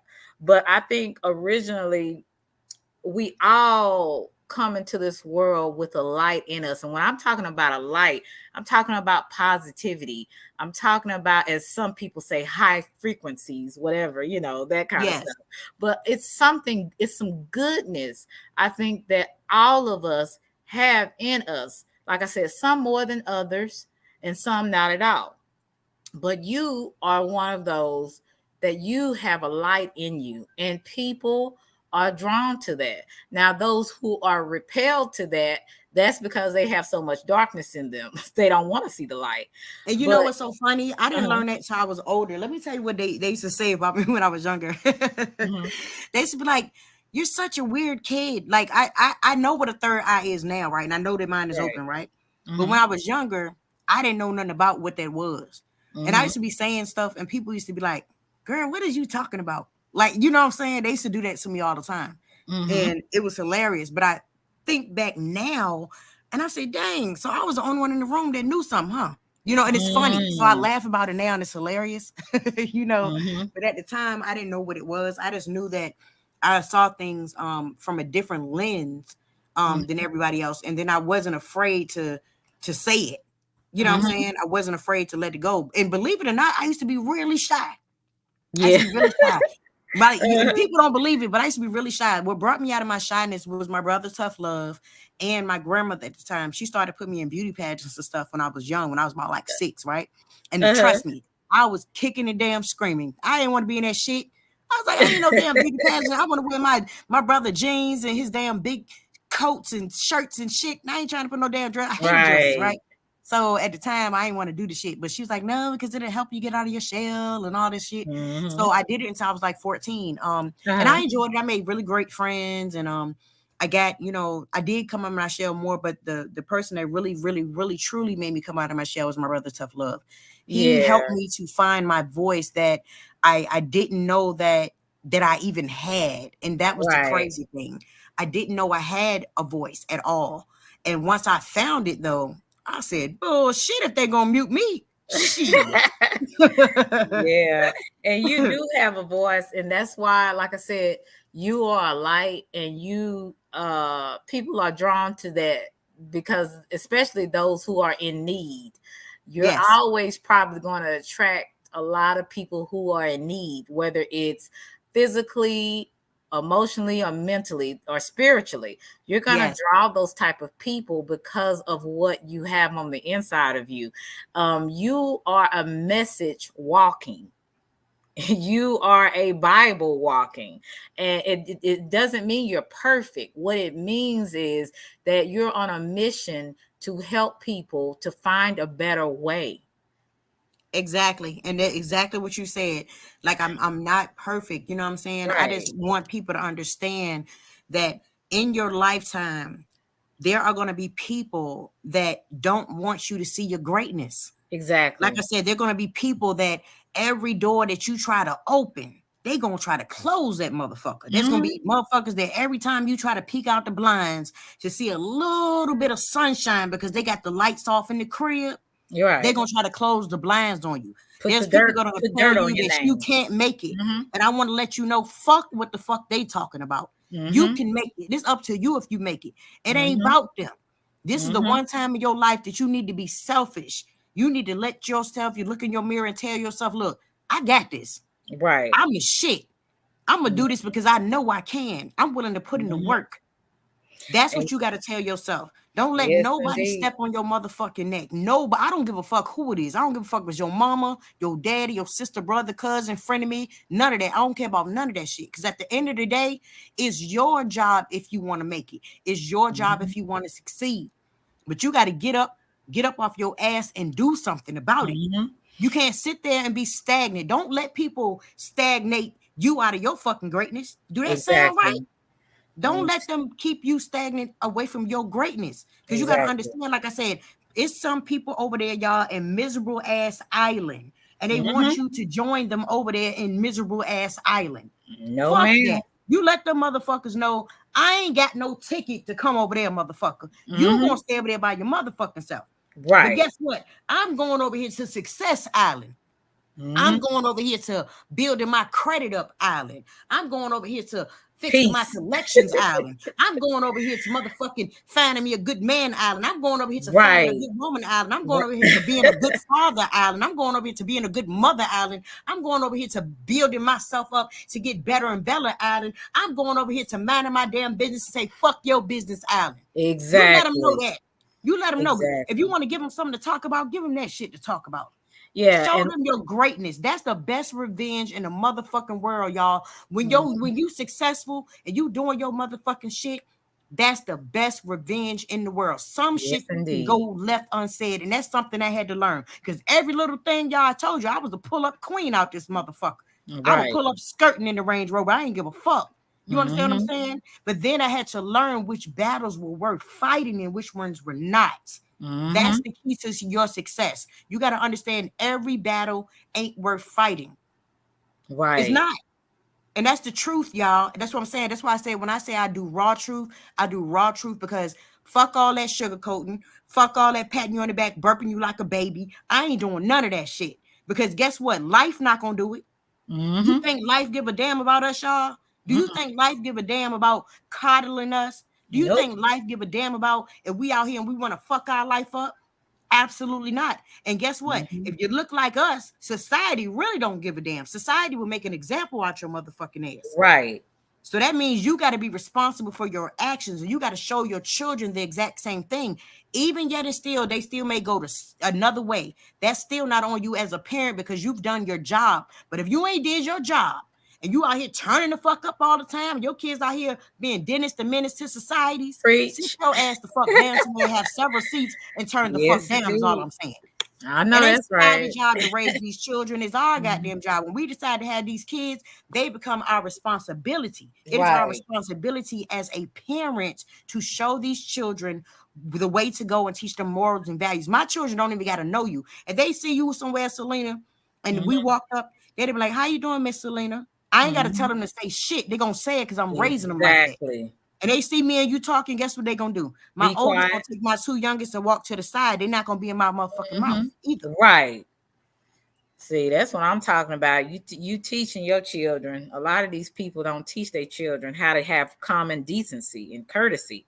Yeah, and you got to teach them while they're young. See, some of these Right. parents, they want to be their friends. And I'm look, my kids are. I ain't your fucking homegirl. I'm your mama. Exactly. You got your whole life to make friends. I ain't your motherfucking homegirl.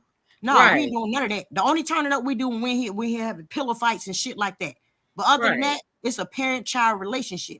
You have to learn Mm-hmm. to keep that boundary, and the boundary is set, and it needs to be set at all times. Because, like I said, as soon as you slip up and don't do that, and you've been letting them do all this other shit, then they get 15. Now you want to be a parent, motherfucker. Where you Mm-hmm. was at the other 14 years? The fuck. Exactly. If I was that child, I'd be looking at you and giving you the side eye too. Like, motherfucker, you been my friend for 14 years. Now the 15 years, you want to be mama. Nah, Mm-hmm. Sharon.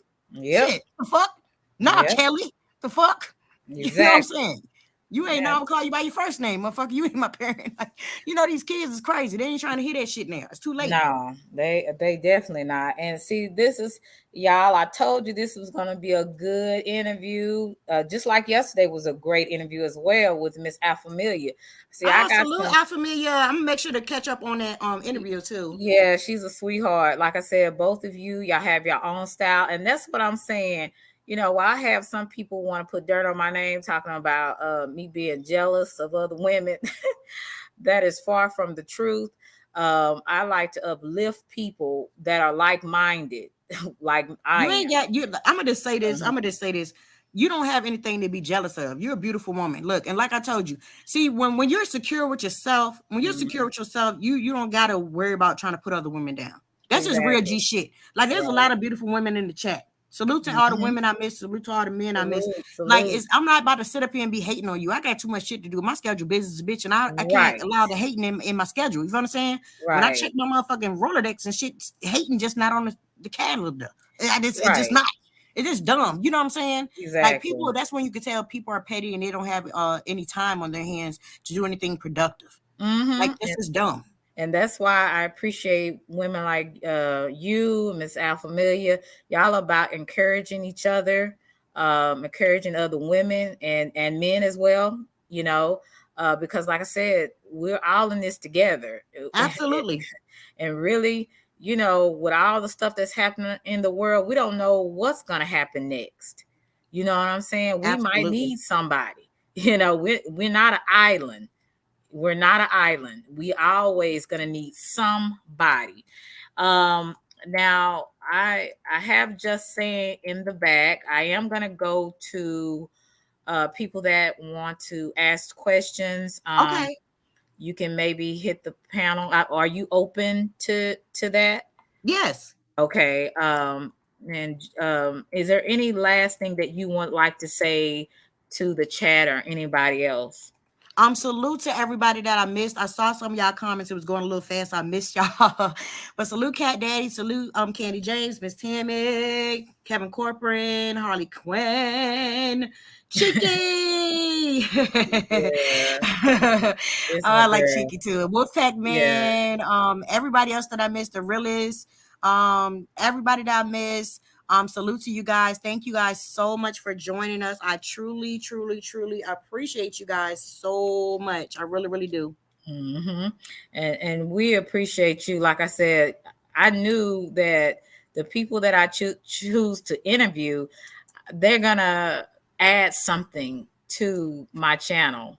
You know what I'm saying? And that was the Absolutely. reason why when I said, I need to ask Miss Coco. I said, because every time I come to your chat, you always the same. You greet everybody. You just have a loving spirit to me. And that's very I really rare. have fun. I really have fun because I'm retired. And it's just like I really, really, enjoy this. I enjoy meeting people and stuff. You know what I'm saying? Yeah, you've always been the same, and you make people feel like they're a part of something, and that's why I'm like, I had to ask you to come on here, and then plus, I love when your brother says what he says. We talked about My thought process my is. thought process is. I was rolling. I said, I got to get tough love on here one day. I like what Girl, he he said. is a mess, girl. Look, his little watermelon head ass girl always be trying to joke. Look, me and him, I told you we joke all the time, girl. Uh-huh. We've been doing that since we was little. Like Yeah. I saw me and him always joking, girl. He is just off the hook. Yeah, and I like the stories that you told me about him. It lets me see what type of character he has to be a young child and trying to look after you. That was just a blessing. Yeah, he Um, did, man. And it's so crazy. We've had, like I said, a lot of talks over the years, and I used to I used to feel so sad because he never really got a chance to be a kid. mhm. You know what I'm saying? Like he always stepped into that role. And we had talks about it when we got older. And I said, bro, I said that made me feel bad. I said, 'cause there was a couple of times I seen that I seen you wasn't eating. Like I seen this stuff. And he was like, Mhm. no, I want to make sure y'all eat.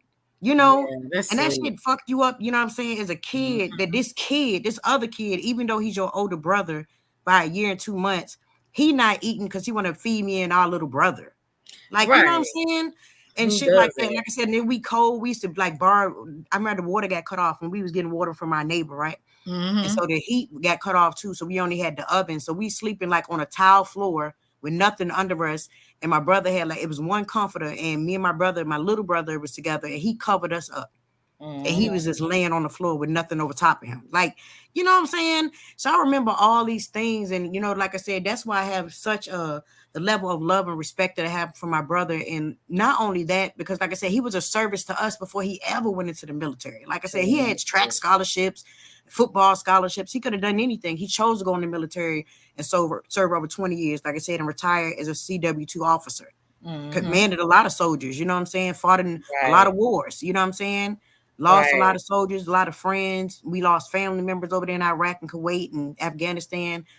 So he's a man of stature and integrity. And that's Right. why I have such just a level of respect for him because of everything. It's everything collectively as a whole. You know what I'm saying? Mhm. So that's why I'm just like I'm really honored. And I tell him this all the time. I said, I'm honored to be your little sister. I said, I'm proud to say that shit because, man, I said, you've Mhm. been a soldier since you was a little kid. Like, that shit is crazy. When I That's think back to the crazy. shit he used to do, I'm like, damn, dog. I said, you was up cooking us breakfast and shit, standing on the Uh-huh. chair and shit. I remember this shit like it was yesterday. I remember our first ghetto donuts, the pack of biscuits that you get from Wick. And he put Right. cinnamon and sugar on them shits and was frying them shits in the cast iron skillet. Like, I remember that shit. You Right. know? And that's the blessing. I'm gonna let Miss Coco, I mean not Miss Coco, just saying she wanted to come up here and maybe say Hi, something. Justine. Let me at her. Hi, baby. How are you? Hello, how are you guys doing tonight? I'm fine. Good. Just And saying you have, I guess, the YouTube up because you're echoing. I'm on my tablet, so I don't know. Okay. Am I still echoing? I'll just put my microphone on mute. I'm gonna let you talk. Okay. Go ahead. Oh, half of my message showed up on your is showing up on your screen. Um, I just wanted to tell you that I've not caught all of your lives, only a few, but the ones that I have been able to catch, I've enjoyed the content, Selena. It's been very good information, very good content and information. You've had great people to come forth and talk about things that are important today, things that are important to women and men, in the past. So that's basically all I wanted to say, sis. I enjoy your content. I'm gonna try to catch more of your lives because Mhm. I enjoy it. I've not been on YouTube for the last several days because I don't enjoy it anymore. Right. It used to be fun. It's not fun to me. It's a Mhm. bunch of people arguing and flagging and all this stuff, and Mhm. I'm past that. I'm past it. I don't care about it. But I am sub to you, so I got your notification. I came in late Mhm. because I was working, but I wanted to let you know verbally. I enjoy your content. Thank I you so enjoy the much. people that you are bringing up who are talking about real things that are happening today, things that are happening and that have happened in the lives of both men and women in the past. I was able to I was able to kind of connect with what Coco was talking about tonight. Mhm. And you know, without going into a lot of detail, as I said in the chat, a lot of women have gone through the same thing that she's gone through. Right. And she has put forth information that's helpful. Whether we went through it or not, you can stop it now. Mhm. You know, you have to talk about it. Yes. There are so many things that she said that I could not relate to. Um, the fact that she was in foster care, etc. I can't relate to that, but I can understand it when she talks about the molestation part of her Yeah. journey. I can relate to that, and I think a lot of Black women, and maybe white, but I don't know because I'm Black, so I don't, I can't deal with the other side. I can only deal with what I've heard, what I've seen on my side, which is the Black side. Exactly. Have gone through the exact same thing. I said it in the chat, so I'll say it right now. It's it's like it's I didn't tell, and as I said, molestation is not just penetration. Exactly. There can never be penetration, but you were still molested because it's in your mind. Mhm. Yes. I never said anything uh, because that was not the thing to do. And if you did, you were going to be called fast. And Yep. what did you Exactly. do? It was your fault. You're going to be blamed. So if you're brought up in that environment where you know it's going to be your fault, you're not going to say anything. Okay. And by my not saying anything, my sisters, my nieces had to suffer the same shit that I did because of a perverted uncle. Mhm. And he wasn't like my dad's brother or anybody like that. To me, he's like an off uncle. You know, he was somebody that Hell married yeah, they be on my shit. aunt, but it still ended up being your fault. What Right. did you do? I didn't do anything, but I didn't tell. I didn't tell daddy, well, Uncle Allen did this. Uncle Allen said this. Mhm. I didn't tell my dad. The reason why I didn't tell him is because I did not want him to go to the penitentiary because I knew he would kill him. But again, Yeah. it wasn't because of penetration. It was because of what he did. It was because of what he said. And because I didn't say anything, he did it to my sisters. Same thing, no penetration, but it was what he did. And Mhm. then my nieces. So this is like 3 generations. So this means, okay, you think you've gotten away with this, but on his deathbed, I told my aunt, his wife, I told her before, but I made sure to tell him while he's there on his deathbed because I wanted him to admit it, and he didn't. So he died, and I know he's in hell because he lied about it right there on his deathbed. Wow. Hmm. So these are things that we don't talk about. Exactly. Glad that you have a platform where people could come and say these things and be able to bond with someone else who has already gone through it. Do you know what I mean? You're right. And that was my goal. I wanted it to be a place where people can talk about we can talk about a lot of different things that affects us, and especially in the world. And I think that my platform, I wanted to steer away from the mess because my name had been involved in so much I that know. I wasn't even wanting to be a part of it. Just whatever, you have people to target you for No. whatever reason, and you just have Sarita, to I've do it. known you since you've been on the platform. I've Yeah. known you. I've talked to you. I've seen you.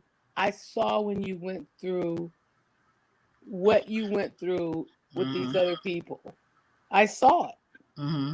So I understand exactly what you're saying. I Hmm. understand exactly what you went through. Hmm. It wasn't fair, but you have to understand there are thousands of people on this platform and we're all strangers. So the things that you don't know about someone, they're going to make some shit up about you Right. Correct. based off of your just being friendly. I'm just Right. trying to be friendly. I'm just trying to, you know, I'm just trying to do a service of, we're just friends. Right. I want you to be comfortable with me. I want you to know that but we're still strangers. See, Exactly. that's my favorite word. We are strangers. We've never touched each other. We've never smelled each other. We've never seen each other. We've Hmm. never tasted each other. We've never looked at each other in the eyes. Exactly. I went through a trauma last year, and I have never seen so many demons come out to go Hmm. against me, against me, Hmm. because of a trauma that happened in my life. How do you turn my trauma into my fault? and talk about me. So when that happened to me, of course, yeah, it hurt, Mm-hmm. but I had to get through it. So when you went through what you were going through, I could relate.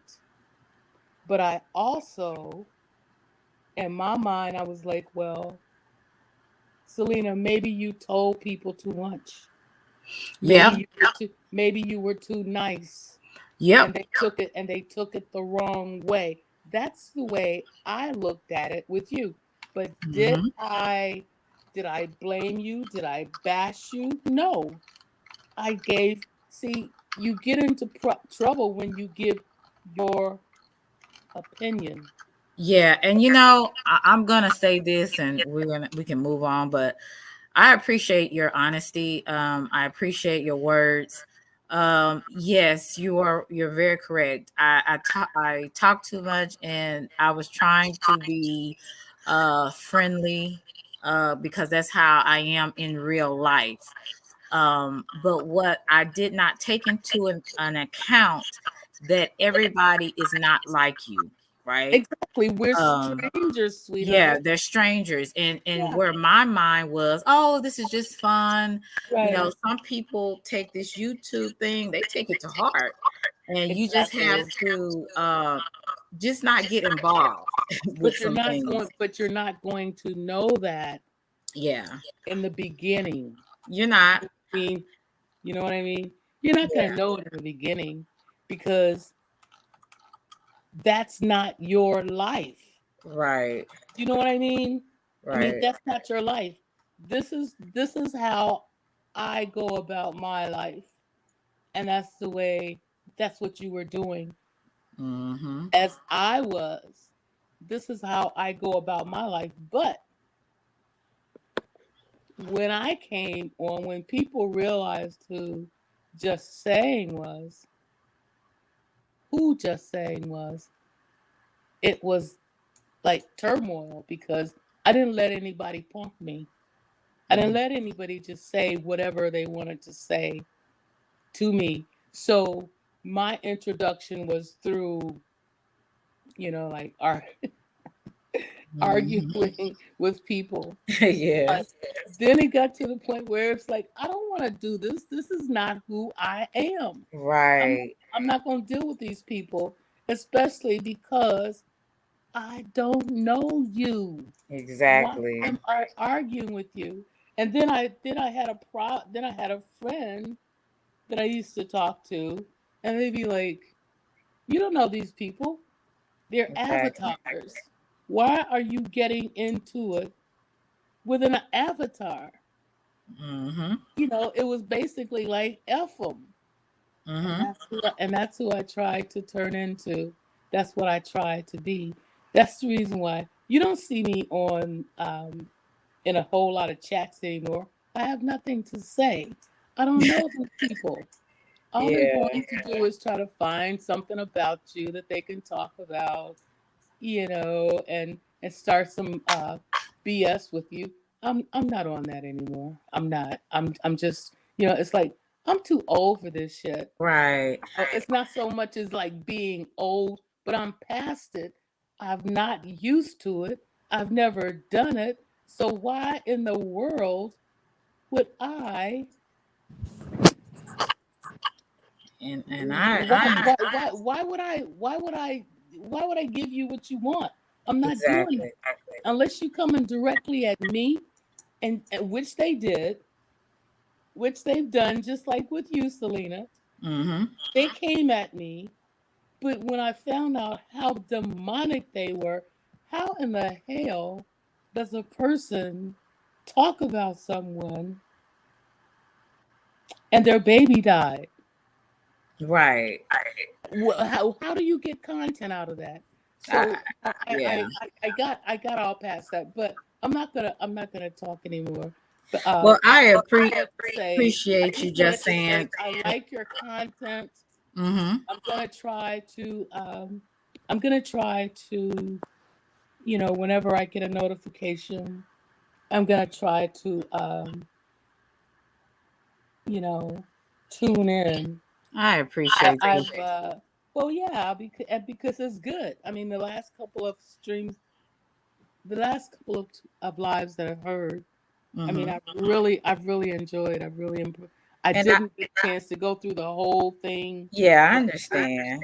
you But I know, appreciate your feedback. Anytime you would like to talk about a particular subject, just leave it in the comment section, and I'll look at it and we'll go from there. there But are a I couple thank of you so things. much for your time There and are a your couple of things story. there are a couple of things that I want to talk to you about, and I'll just send it to you in a DM. You're on IG, right? Yes, just do Okay. that. Yeah, there are a couple of things that I'd like for us to talk about because I see that you are speaking about positive Mm. today things that are current and not the BS. But Correct. again, I mean, I haven't been on. I don't go on. I don't go on email on. What is it? Mhm. I don't go on it anymore because of Yeah. It just anxiety and everything. So anyway, that's what I just wanted just to say. contact me on my Instagram, okay? Okay. Continue to do I, what you're doing. You're doing a great job. I enjoy it. Thank you. I didn't want to interrupt before she leave. I want to salute to her. I don't know what it's a backlash. I'm sorry. Um, I think it's let me mute just saying it might be her. Hold on. Okay, can you hear me, Miss Tammy? Yes, Okay. yes. I didn't want to interrupt because when you interrupt, you miss something. Mm-hmm. And that's just your respect. First of all, I want to give honor and respect to all honor due to you, Selena, Mm-hmm. Thank for you. creating the visible and the real and the reality of the things that we are going through today and to be able to see that in other people. I don't know who this young lady is up here, Miss but Coco BX. that's Hi, you. how are you? Nice to meet you. Nice to meet you too, sweetheart. And she said my name like she knew me. She's like, okay, but I'm over here. I don't know if I should get up and do a praise dance and then the tears want to come out and I'm like, is she walking my life you know me and QT we went through. I'm like I don't know what's going on here, but but you know what my grandfather told me this at the age of 15. You never too old to learn something, Right. Yes, ma'am. and I have a question for you. Her name is Justine. No, Justine. no, the lady you just interviewed. What's her name? The lady I just interviewed is Miss Coco BX. Miss Coco BX. I Mm-hmm. Yes, have a ma'am. question. This is something that I am battling with. Yes, ma'am. I lost one of my grandbabies due to suicide, Oh, Oh, my I'm so condolences, sorry. Miss Tammy. and I'm battling with it, and it seems like this is where my job have had me at for 4 months. And when I go, I don't even want to visit anybody. When I go there, and it's really making me seem like my energy getting drained, Hmm. Yes, I and understand they that. want me to take this here position permanently, and I feel like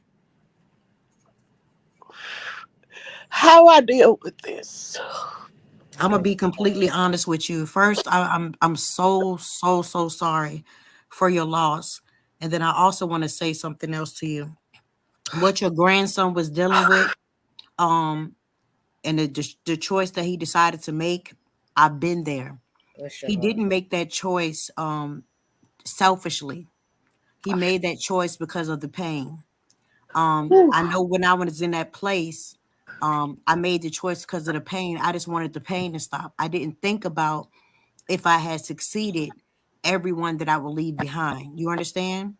He knew that you loved him. He knew that he was loved. He knew that he was cared for. But sometimes when you're dealing with things mentally, sometimes it can overtake us. Like I've suffered with anxiety and depression. I got diagnosed in 2017 with PTSD, anxiety, bipolar disorder with psychosis, and ADHD in 2017. So some of my days are better than others. But what gives me the motivation and the strength to keep going are my children. My children actually gave me a Yeah. reason and purpose to live. And I want you to know, because so many people that are left behind, they have the question of why. The why is this. The why has nothing and had nothing to do with you all. Like I said, in the choice that was made, he didn't make that choice because he wanted to be selfish. He did not make that choice because he wanted to hurt you all. It was not about him hurting you all. He wanted to not feel the pain, and he did not want to feel the turmoil that he was going through emotionally. But what I want you to do and what's important for you to do, you have to give yourself time to heal. You have to give yourself time to get through these emotions. And what I mean by that is you got to let yourself cry. You got to let yourself scream. You got to go there and let him know. Go visit him and let him know how upset you are. But you're not doing it because you're mad. You let him know how upset you are because he left you. But you let him know that you love him. You still But love no, him. But you let him know that you're hurt. It hurts you. You need strength. You need his strength. Because he wants you to be strong. He knows that this is hurting you. And that's the last thing in the world that he wanted to do was hurt you. He didn't want to hurt you. He didn't want to leave y'all. He really didn't. He really didn't. You know, and the disposition, the reason it seems so much now, because there's so much that you have to deal with dealing with loss. Grief is not easy. It's not easy. It's extremely hard. It's extremely, difficult. We go through so many emotions. We're mad, we're sad, we're upset, we're angry. We're trying to figure out why. Sometimes, unfortunately, we don't have the why. But I can guarantee you this, he did not do it for a selfish reason. He did it because he wanted the pain to stop. Like I said, he didn't want to cause you all pain. And he probably like I did, felt like he was a burden. Even if you guys never made him feel like a burden, it was yeah. just what he was dealing with mentally, because I know how I felt. I felt like I was a burden mentally. Nobody came out and said it to me. It was the way I was feeling. But he knows that you love him. He knows that you're grieving him and that you miss him. You understand what I'm telling you? But it's very important for you to go through all of these motions and that you feel this, because that's the only way you're going to start to heal. It's not going to start one day and you're going to be fine. This is a process, and you have to give yourself time enough to go through the process. And I promise you it will get easier. It's not going to be easy right now, and it doesn't seem easy right now because it's so fresh. But I promise you it's going to get better. And I wanted to say something to you. Precious Lord, take my hand, lead me on, and let me stand. I am tired. I am weak. I am worn through the storms, through the night. Lead me on to the light.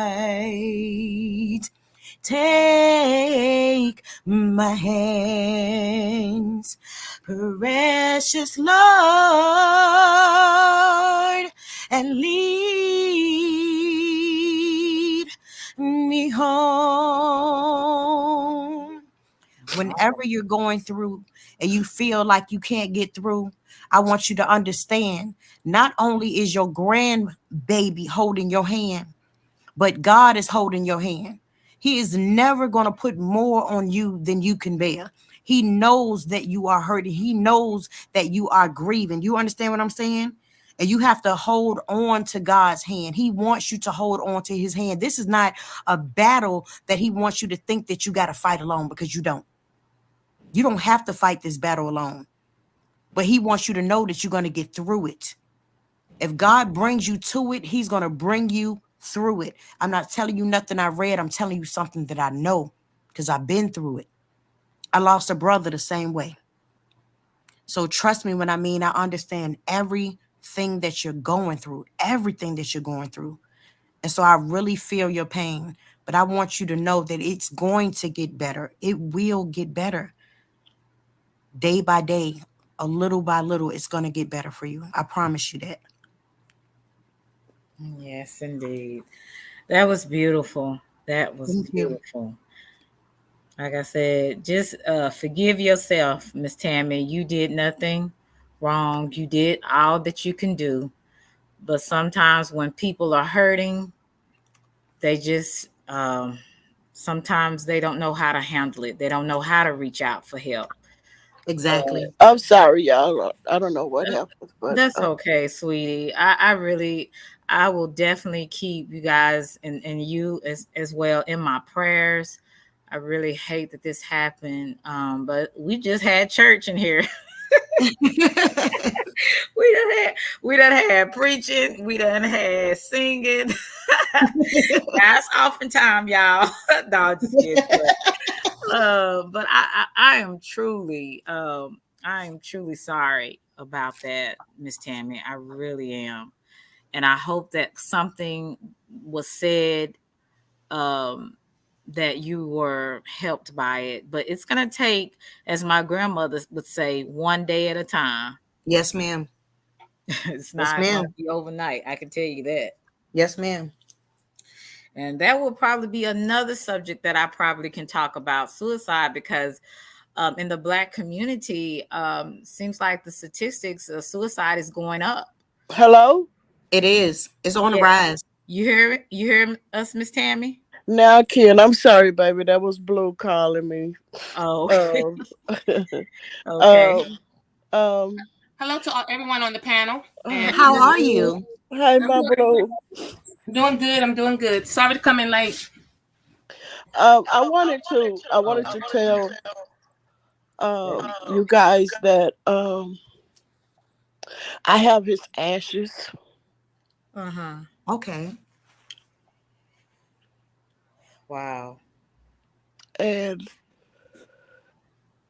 his mom put some of them at the remote at it's called Restland in Dallas. Uh-huh. Yes, I know exactly what it's. That's a beautiful place. Mm-hmm. And she asked me if I wanted to have the rest of his remains. Mm-hmm. Yes. You know, this baby used to I have a plaque. I showed it to San Blue. And it's funny. It says some of my I'm gonna go.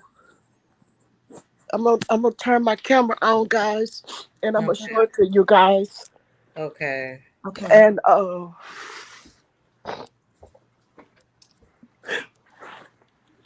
bless you. Bless you. how do I turn my camera on? Okay. Mm-hmm. Okay, now how I turn it okay. Can you guys see this? Yes, Yes, ma'am. that plaque. Uh-huh. It says some of my greatest blessings call me Gigi. This is his name. Mm-hmm. These are all of my grandbabies. Lord have mercy. Wow. Man. Yeah.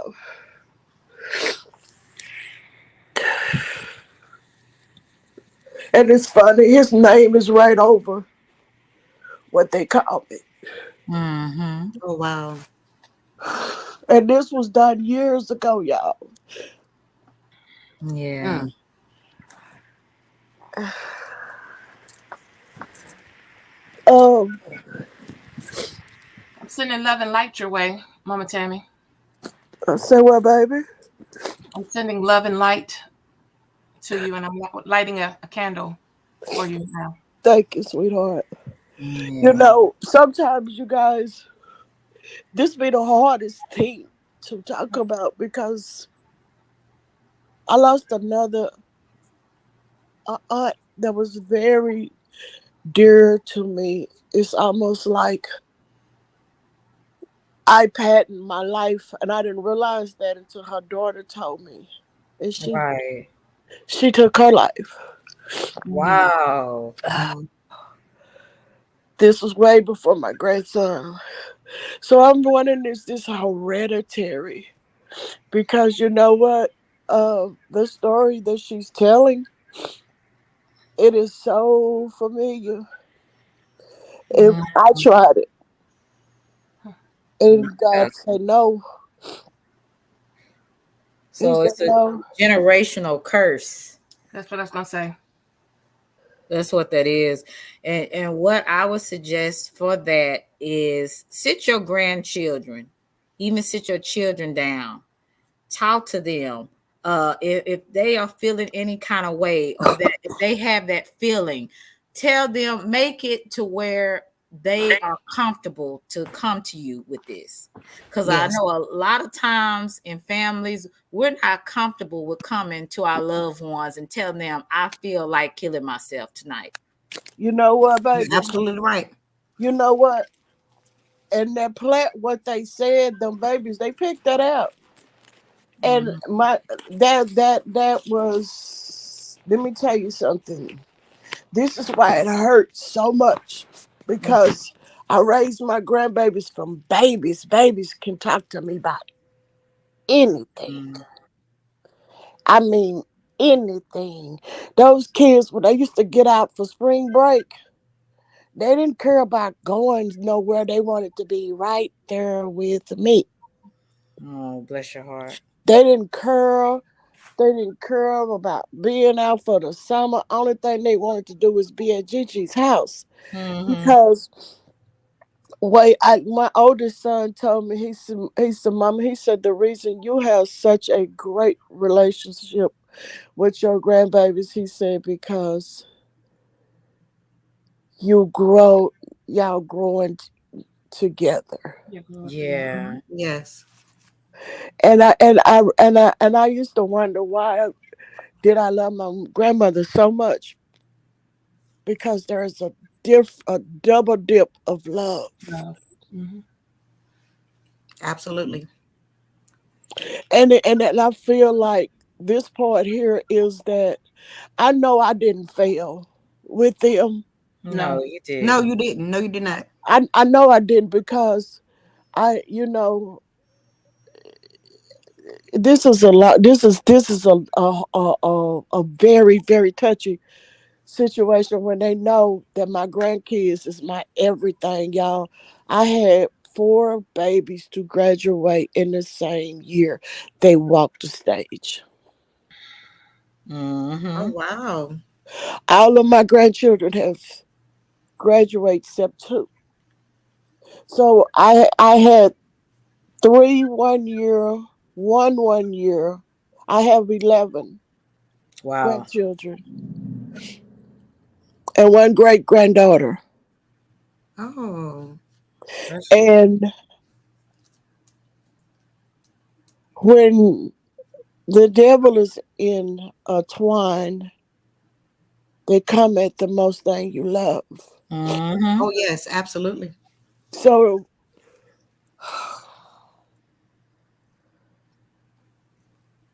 my daughter turned my grandkids away from me. Wow. Here recently, one of them just came back. This is the great grandbaby mother. She made that baby get on YouTube and say, I would never look in her child's face when her child was born. Mm-hmm. Now that baby is back in my life. Mhm. Thank God. She's Yes. back in my life. And just Gigi this, Gigi this. She want Gigi to help her learn how to sew. Her birthday is 4 days after mine. Mm-hmm. Oh Oh, wow. that's sweet. And yeah, this is hard. And you just brought something to my attention that I really fully haven't grieved, even though I have his remains here. Mm-hmm. And I that's haven't. a very precious process that you have to go through. And the reason I'm telling you that is because when I was 15 and my mother died from AIDS and I found her, I literally, y'all, didn't grieve until years later. I immediately was, like I said, thrust into the role of, caring for my little brothers.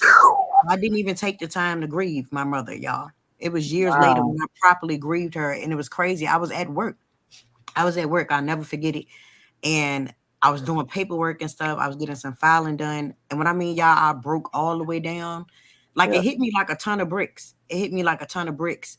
And I wasn't even prepared for that, y'all. I wasn't prepared for that because I never had the time to properly grieve her. I didn't. The what the process of it is like, okay, I might could be able to deal with a little pain. You take a little bit at a time. That's like you take a pain pill. You might want to take a half of one because you don't want it to how it's going to make you feel. Yes. This is a very, very intense. That's why I try not to beat. I try to be there for people, but because you never know. Life is so precious, and you Yeah. never Yes, ma'am. know what somebody's going through. So Right. it could be one word of encouragement.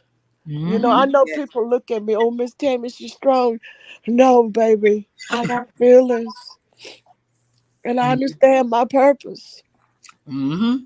Yes. I understand my purpose. It ain't always about me. Right. It's Yes. got to be about some you can't let everything just be about you. And I cringe when I Right. run into a person that feels like everything is about Mm-hmm. you. When you could pick up the phone and they ask you, well, how you doing today? Mm-hmm. Oh, girl, I had a rough day. They don't take the time out to ask, see, why did you have a rough day? Or Right. why are you not feeling good today? Mm-hmm. Your Exactly. word can make somebody feel good. Absolutely. And To that's the understand your purpose. Like I say, I'm human. And this is something right here that I do know that it's going to take some time. But my mm-hmm. work still goes on. Yes, it does. It Mm-hmm. still goes on. And that was one of the reasons why, well, one of the reasons why I created my own channel, because I see all of this darkness around me on YouTube. And, Sure. there's some other channels that I do go to that are more spiritual based. Um, so I go to most of those channels, some of them, but Yeah. I just seen so much darkness. And I'm like, if I say that I'm representing the light, Come on now. how do I add to that? Come Like, on. or am I just being a hypocrite? You know what But I'm you saying? know what? You know what, Selena? People understand. They see when you can sit up here and you able to talk about it, and then people will turn around and use it against you. Yeah, they will. They have. They will use it against you. And you got to say in the walk of life that you don't walk in. This is not a human. Right. Hmm. This is not. This is not how a human being is supposed to act towards another person that have went through some turmoil. Hmm. Even if you don't know what that person's been through, you still don't treat another human being like that. Very You true. know? And that's where we come into some problems because people do not respect other people. Their love has grown cold. People don't care about your feelings. They don't care. They don't care how they treat other people as long as their needs being met and they feel good because they're Mhm. so darn miserable. They could care less about how you feel. They just want to feel better. They only feel better if they create problems for someone Yeah, else. exactly. Exactly. So I've learned Exactly. that. And one thing, if anything, like I said, that I have learned from being on YouTube, it creates tough skin. Yes, it does. And you Absolutely. start to see Yes, it people does. as not what you want them to be, but who they really are. Yes, it does. Just like Mama say, I told you that it's hot. Now you Mhm. keep touching. Now that I ain't gonna tell you again, it's hot. So are you gonna keep putting yourself in that position? Right. So, like I said, I want to um, appreciate everybody's time on here. I know Miss Coco, you've been on here for almost what 2.5 hours. So I want to respect her time and you guys' time. But before we leave, I want to ask. I didn't mean to cut you off. I want to answer. I think it was Miss Candy James. She had asked a question in the chat. Mhm. My plans for my channel, but I also want to give. What's the other beautiful young lady up here with the glasses on? What's her name? I can't see. Blue. This is Sad and Blue is here, Miss Tammy. Hi, Miss Adam Blue. How are Just you? Nice to meet you. okay. Let's see what Miss Candy said. Miss Candy, did you put a question in here? Yeah, she Oh, was asking what are my plans for my yeah, there you go. What is my vision for my YouTube channel? You have one? yes. Yes, ma'am. Please put it in the chat again, guys. Blue, are you there? Blue. I'm sorry, I was muted the whole time. Oh, Yeah. you're okay. I was saying hi, nice to meet you. I wanted to Yeah, give Blue, you can a you get thank you. It's nice meeting you too. I'm gonna grab the link when they drop it, Mama. I'm gonna grab okay, it so baby. you can get it. Okay. Yeah. Miss Coco is a sweetheart. Oh, Miss Coco has the jewels, and Miss Right. Coco is giving me chills. Right. So, Miss Coco, I am in tune. I yes, am. ma'am. I am in tune. I know my worth. Yes, ma'am. I know my wisdom. Yes, ma'am. And I want to thank And you. I want to thank you for being such a beautiful, loving light to your grandchildren. A lot of people Right. don't understand what that entails. So I really that, need to thank you as a child whose grandmother stepped in to get me and my brother out of foster care. I really want to thank you, and I don't think that you guys get thanked enough oh, come Right. for the on. job that you do and the work that you put in, because to love a child as your own and to put that type of time, energy, Come on. love, and affection is really, really priceless. So I really wanted to thank you for that. Yes. Yes. It's really, really priceless. So I Oh, really somebody's echoing. Yes. Yes. It's I really, don't I really know who- think priceless. it's Miss Coco. Let me see. Miss I'm gonna try to Coco. mute and see if it's me. Okay. It's not echoing now, is it? No, just saying it was echoing later. Um, Sad and Blue, do you have anything you wanted to add to this conversation, sweetie? No, ma'am. No, ma'am. Nothing Okay. at this time. Well, Miss Tammy, you are definitely in my prayers tonight that you may sleep well and sleep in peace. Yes, ma'am. And in Jesus' name, Yes, ma'am. because I do say Jesus over here, even though All right. All right. That's all sometimes Miss right. Miss Tammy, look, I want to say one more thing to you. When storms blow in our lives, we don't understand, like I said, the why, right? And it's in those moments that we're wondering if we're gonna make it through. Mm-hmm. And I wanted to let you know this. I want you to take one day at a time, one moment at a time. And like I said, you're going to gain the strength not only from the Lord, but from your grandson. His spirit will always live through you, but it's also going to give you strength through this because he wants you to be comforted and he wants you to know that it's not your fault. right, It's not your fault. And Yeah. I don't want you to take the blame because so many times, like I said, the ones that are left behind can take the blame and it can feel as if I wish I would have said more. I wish I would have done Mhm. more. I wish I would have had more time. But that was not on you. You understand? And you didn't do that, and it's not your fault. So I don't want you to feel guilty about that. You did everything that was within. You see the key word? Within your power to do. You understand? Yeah. Mhm. So I want you to know that. And I'm going to say something else to you. There will be mountains Mm. I'm gonna have to climb. Come on, come on. And there will be battles. Mm-hmm. I'm gonna have to fight. But victory or defeat, it's up to me to decide. How can I expect to win if I never try? I just can't give up now. I've come too far from where I started from. Oh, yeah.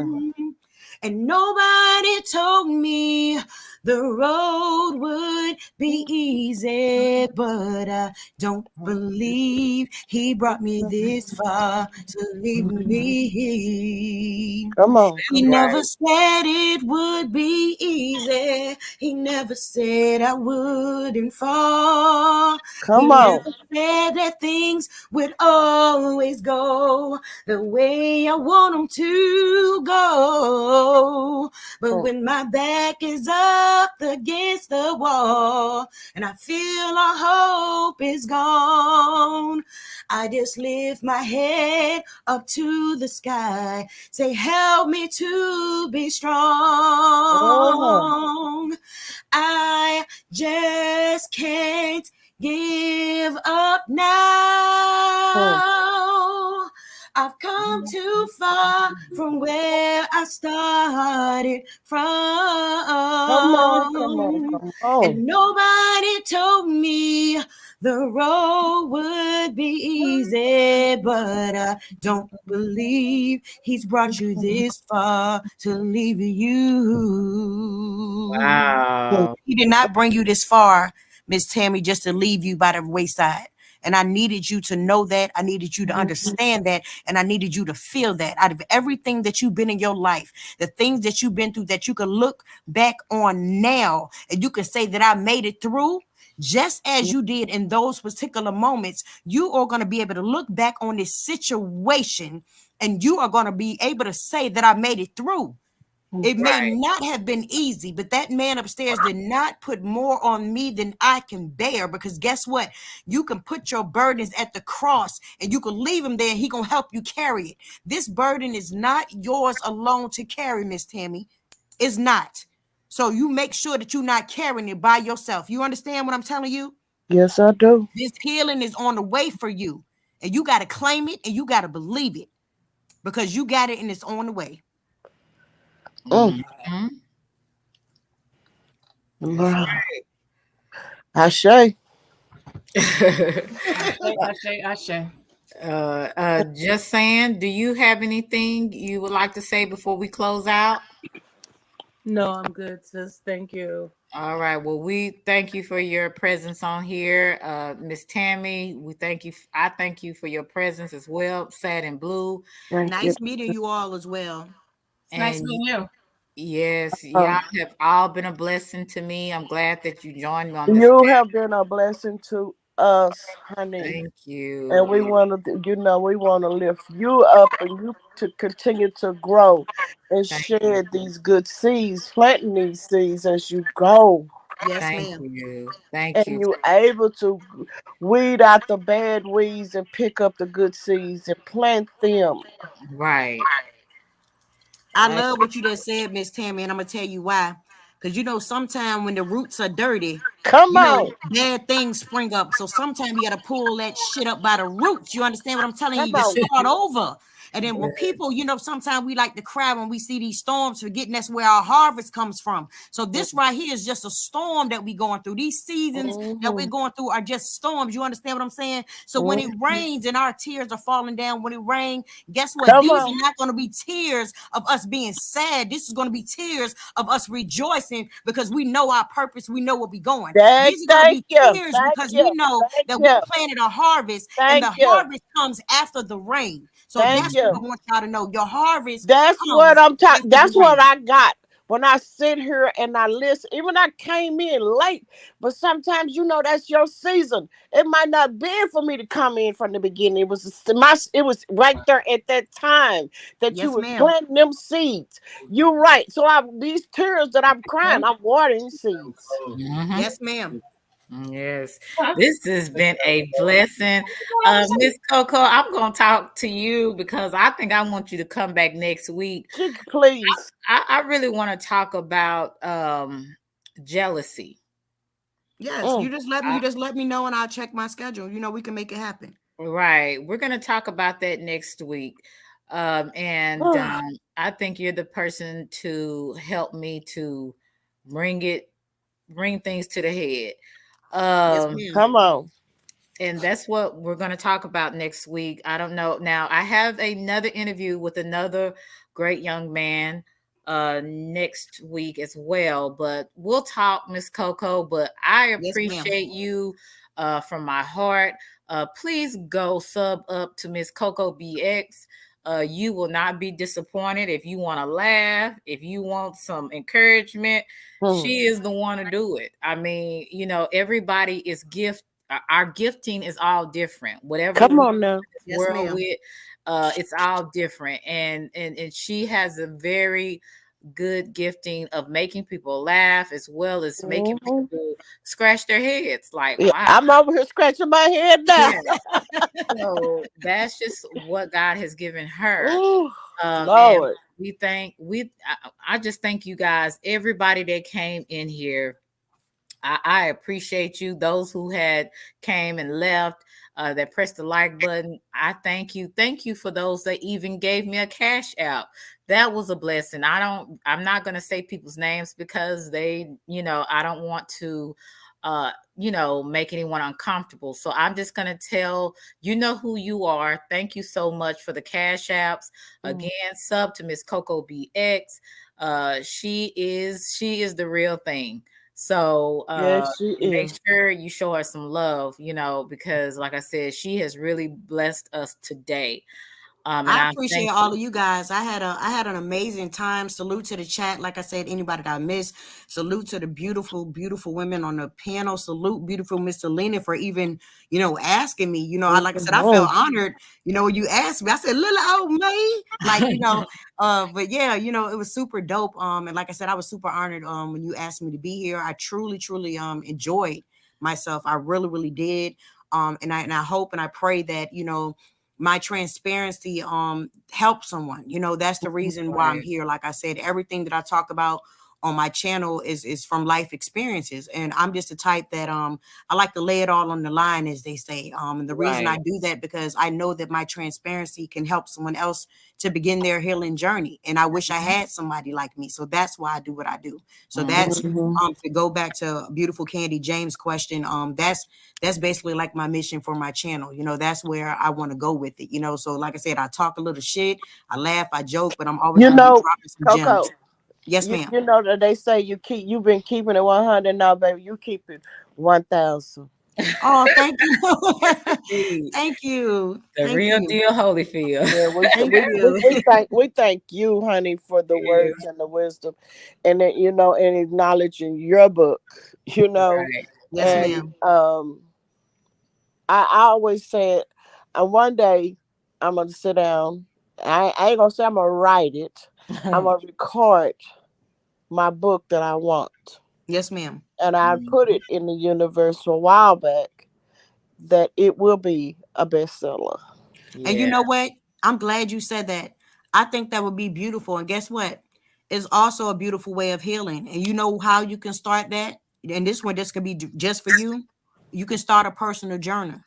If you start a I personal do. journal, I I guarantee probably you that have it's going to about help you. 99 of them that I've been writing in pieces and pieces. My daughter told me that she said, Mama, she said, this, and she said, you left your book at home here. And I was like, what book? She said, you writing about your life. And she said that it's beautiful, Mama. It Oh, needs I to love be. it. And but this is the one that is Bella coasting with me right now because of her new life change. Mhm. Yes. But I'm still mom, and I tell them this right here. I have three. When you woke up this morning, I was still your mama. Right. When you Absolutely. lay your head down and go to sleep, I'm still your mama. Yes, Mhm. When ma'am. I'm dead and gone, I'm still your mama. You can't get rid of me. Yes, Yes, indeed. ma'am. Well, like I said, I appreciate everybody on here. Please like, share, and subscribe my channel. Hopefully by the end of this month, I can get to 300. So if you know somebody that actually wants to listen to some different type of content, point them my way, point them even the people that I have interviewed, Miss Alphamelia, Wolf, Miss Coco BX. We're all in this together. So we want Yes, to ma'am. like I said, please like, share, subscribe. Also push the notification so you'll know when I'm going live. Okay. Hey, let me say something to you, Selena, and never let that word fall out your mouth if you're not serious about what you're asking for. Never say hope. Okay. Say it will. I There you will. go. Claim it. Claim Right. it. Right. Never say I hope, because that's a doubt. Yeah, that's true. That's true. That is Yes, very ma'am. true. Thank you, Miss So Tammy. practice on that. You know what? That is definitely something that I will practice on because I do say that a lot. Well, Hope. So yes, you're very and mhm. if. And if No, if you want something, you ask for it. That's the only way you're gonna receive it. right, Yep. That's right. what Big Mama's enemy say. Closed mouths don't get fed. Yes, Uh, ma'am. yeah. So Yes, please, ma'am. guys, get me up to 300 by the end of this month. I appreciate it, and I look forward to the great content that I will bring you guys and great people like Miss Coco and Alphamelia and others that I will have interviewed. Mob. All of them, thank you guys for your support. Even if you're just in the chat, just being there, I appreciate it. If you're watching with good intentions, I appreciate it. I wish everyone a good night. My prayers is with you, Miss Tammy, Yes, ma'am. and everybody. And one more thing for you. So Uh-huh. when you get to 300, that's where you want to stop at. Remember, that's what you asked for. No, I don't want to. No, but No, but you saying that's saying you want to reach 300 people. It's a lot of people need to be reached. The sky is your limit. um, you know, I want to go higher than that, of course, but Okay. I make little goals for myself each month. That's how I'm gonna do it. You know what I'm Okay. saying? We have to Okay. make goals for ourselves. Okay. Okay. Okay. Matthew wants to come up for a few minutes. Hey, Matthew, Hey, Matthew. Hey, Matthew. What's up, ladies? how you How How you are doing? you? doing? I'm all right. Everything good? Everything's good. What's going on? Um, Nothing. I caught you live real late, but I'm just glad you showed up. I, Thank you. I caught the singing though. The singing was amazing. Oh Oh, thank you. I yes. appreciate it. Thank you. That was Miss Tammy singing, right? No, it's you trying to be funny. He got jokes. He got That jokes. was for Oh, this you're so morning, Miss crazy. Tammy. I know it. I know it. I know Oh it. Lord. I know it. Leave it to Matthew. All Oh, right. wait a minute, honey. We was y'all. It was so fun, y'all. It was so fun, boy. I said, "Oh, this how you want to do the senior citizen people?" I already see, baby. I don't know y'all how y'all want to try to play us and don't want to give us our little old coins. He talking- Yes, we indeed. made a bet that he wouldn't go live, right? He wouldn't be up to go live. I went Yeah, live though. yeah. Yeah, He got that. He got that though. He did. It was fun. It really was. It was fun. yeah. Miss Coco But has it, a beautiful voice, though. She really does. Thank Absolutely. you. yeah. Absolutely. And Yeah, Coco because have a beautiful soul, honey. yes, she does. She's a I blessing. truly enjoyed myself with y'all. I really, really did. I truly did. Yeah, we We did enjoyed too. you, baby. We enjoyed you. I enjoy everybody that came up here. Everybody had something to say. If not, if they didn't say anything, just their support of Yes. being up here was a blessing. So I really appreciate you. Does anybody have any last things to say before I end tonight? I just want to thank you again, Selena. I really, like I said, truly appreciate you.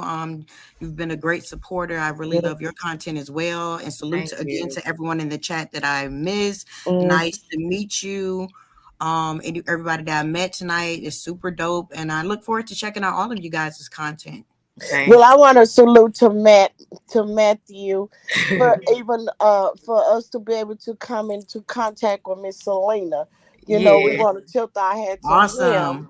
You know, for the beautiful people that we have over here on his panel. So y'all, if y'all haven't subscribed to Matthew, go subscribe to Matthew and help him Stop get up. it. So he Stop. okay, put him You're too, backstage. you're Put him too, backstage. you're too kind. Selena, put him backstage. Put him It's backstage. oh damn! All right, I'm He's so out. petty. Oh, Okay, yes. Yeah. but yeah, I just want to thank him for bringing in these beautiful people, and most of all, my girl Blue. My Yeah. girl She's a Blue don't sweetheart. get enough praise.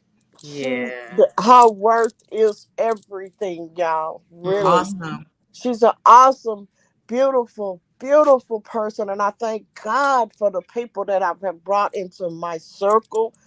And I tip my hat to each and every one of y'all up on here on this panel. We do too, Miss Yes, Tammy. ma'am. And thank you for sharing your story. That was really Thank you, heartbreaking, but Yes, thank ma'am. you. you That wasn't what it was meant for, but you came in and you fed me.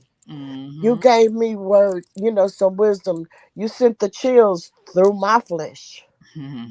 So yeah, I already know what that means. I know the signs. But right. like I say, I can't give enough honor to Miss Selena, Matthew, Blue, Miss Coco, Go. Shadow, QT.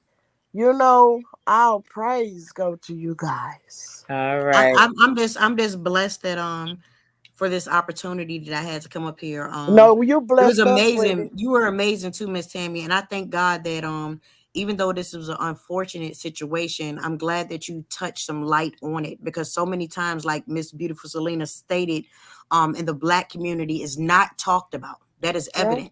That yeah, is not spoken of. yeah, It's the hush hush thing about it, or it's the, if your child going through something, you keep it here, it stays here. We're gonna pray for them, they be yeah, fine. But it's Mhm. yeah. something that definitely needs to be talked about more, and it needs to be put on the forefront. So I And appreciate you. they're going to hell because they take their life. But you know what? At that point and at that time, do you know, if not, if they ask God for forgiveness and He opened up His gates and let them come home, because He Absolutely. saw their pain, He knew what they was going through, Absolutely. and He let them in. And Miss Yes, ma'am. Tammy, and also people don't have a hell or a heaven to put you in. Thank you. That's up to God. We Okay. Come got to on talk now. about it. So Come I on. don't Come on. I don't want you to think Oh, about I know that. anything. And I I know. want you to know you did the very best that you could do. And unfortunately, he was hurting so much. Like Miss Coco said, he couldn't bear it. Thank So just know that you did what you could do and you did your very best. And that's Yes, all ma'am. that's required of us to do. yeah. And yeah, and like I said, you will be in my prayers tonight and even Yes, after ma'am. tonight, Thank you. because what people don't understand, grieving, when you're grieving over somebody, it takes it takes years. Sometimes you never get over that. You just never do. You just know how to handle things better. Yeah. And like I always say, my grandmother say, you take one day at a time, and that's Yeah, all. that's mine too. That's what she said. Thank you guys for the cash apps. You know who you are. I'm not going to say your names, but you know who you are. You are a blessing to me, and I hope that I was a blessing to you. Okay, Young Rez, you want to come? Okay, you can come up. I think I put it in the chat. If you guys need to go, you can go ahead and um, remove yourself from the panel if you want to. Uh, I appreciate all of you. And sweetheart, I'll be talking to you, sweetheart. Okay, yeah, Selena? I'll touch bases with you probably Monday or Tuesday. And Okay. Miss Coco, I Yes, got you, ma'am. darling. I thank you. I thank I you. thank you. I thank you. Like I said, beautiful Miss Tammy, you gonna be fine. You hear me? Oh, I know. You I got that know. strength, up in you, honey. And I can feel it. And I'm telling you, you're gonna be fine. I And I'm know, gonna be baby. praying for you as well, okay? Thank you, And you all sweetheart. have a blessed night. Much Thank you, Miss gratitude. Salute to Coco. the chat. Gratitude. Bye, Yes, y'all. ma'am. Bye. Bye, Coco. How you doing, young Riaz? How are you? I'm all right. How are you? I You mean, doing okay? I'm doing good though. Okay. So what you had to say tonight? I mean, pretty much though, you can recap me a bit and maybe I can, say something, I guess, though, because I was asleep for a period. Okay, So, that's fine. Basically, we were talking about Miss Coco and her life story. oh, Uh, that's cool. yeah, in foster care, and how she overcame her life being abandoned, Oh, rejected, that's cool. and being hurt physically, sexually. Um, Oh, we had um, we had Miss Tammy. She dealt with the loss from her grandson, and just saying was up yeah, here, and she's thanking me yeah, I for. feel you. Mhm. Yeah, I feel you. Oh, that's cool. That's very nice of her to do that. I'm actually glad that she's sharing that stuff, though. I get it. Mhm. Yeah. So basically, it's out. We're all about encouraging each other at this Yeah, point. that's nice. That's nice. Pretty much for me, though, two times in my life, though, when I was a child, basically, though, I suffered with colorism, basically. I actually made myself believe that. So when I was a child, basically, I gave my own thoughts of, like, making myself believe I was something when I wasn't. So I'm Right. basically brown skin tone, and as a child, I made myself believe I was lighter because like when I looked around everywhere else, I saw when I see him, that's why I made myself believe I was. Oh, yeah. And that's nothing, thankfully you recognize that at this time in your life. Some people never Yeah, recognize that. yeah, that is true though. I mean, the second time I actually felt that though was like a relapse of those same feelings. Right. And I'm glad that you came to that self-realization, and you've accepted who you are, Yeah, because that is true. there's nothing like the real you, right? Absolutely. Right. And I appreciate you for your time when, you came a little late, but we still appreciate you. I'm about to close the live. All So, right. um, All right, no problem. Next time I'll come up though, I think okay. earlier, but no problem. I appreciate you. Thank you so much. You're welcome. All right. Just saying, did you have any last words before I All end? right, bye. Okay, good. Okay, I guess everybody's okay. We're all finished. So I appreciate you guys for being here. Everyone really added to this live. Thank you so much. Please like, share, and subscribe. Also, push the notification. Tell others about me that like this type of content. Like I said, I'm going to be talking about a lot of different things. I'm not just a one subject kind of person. I like to talk about everything. So anybody that has some suggestions, make sure you can either put it in the comment section, or you can reach out to me on Instagram. Everybody have a nice night. Thank you so much again. Thank you for the cash apps. You know who you are. I appreciate your kindness. And be blessed, everybody. Good night. See you later.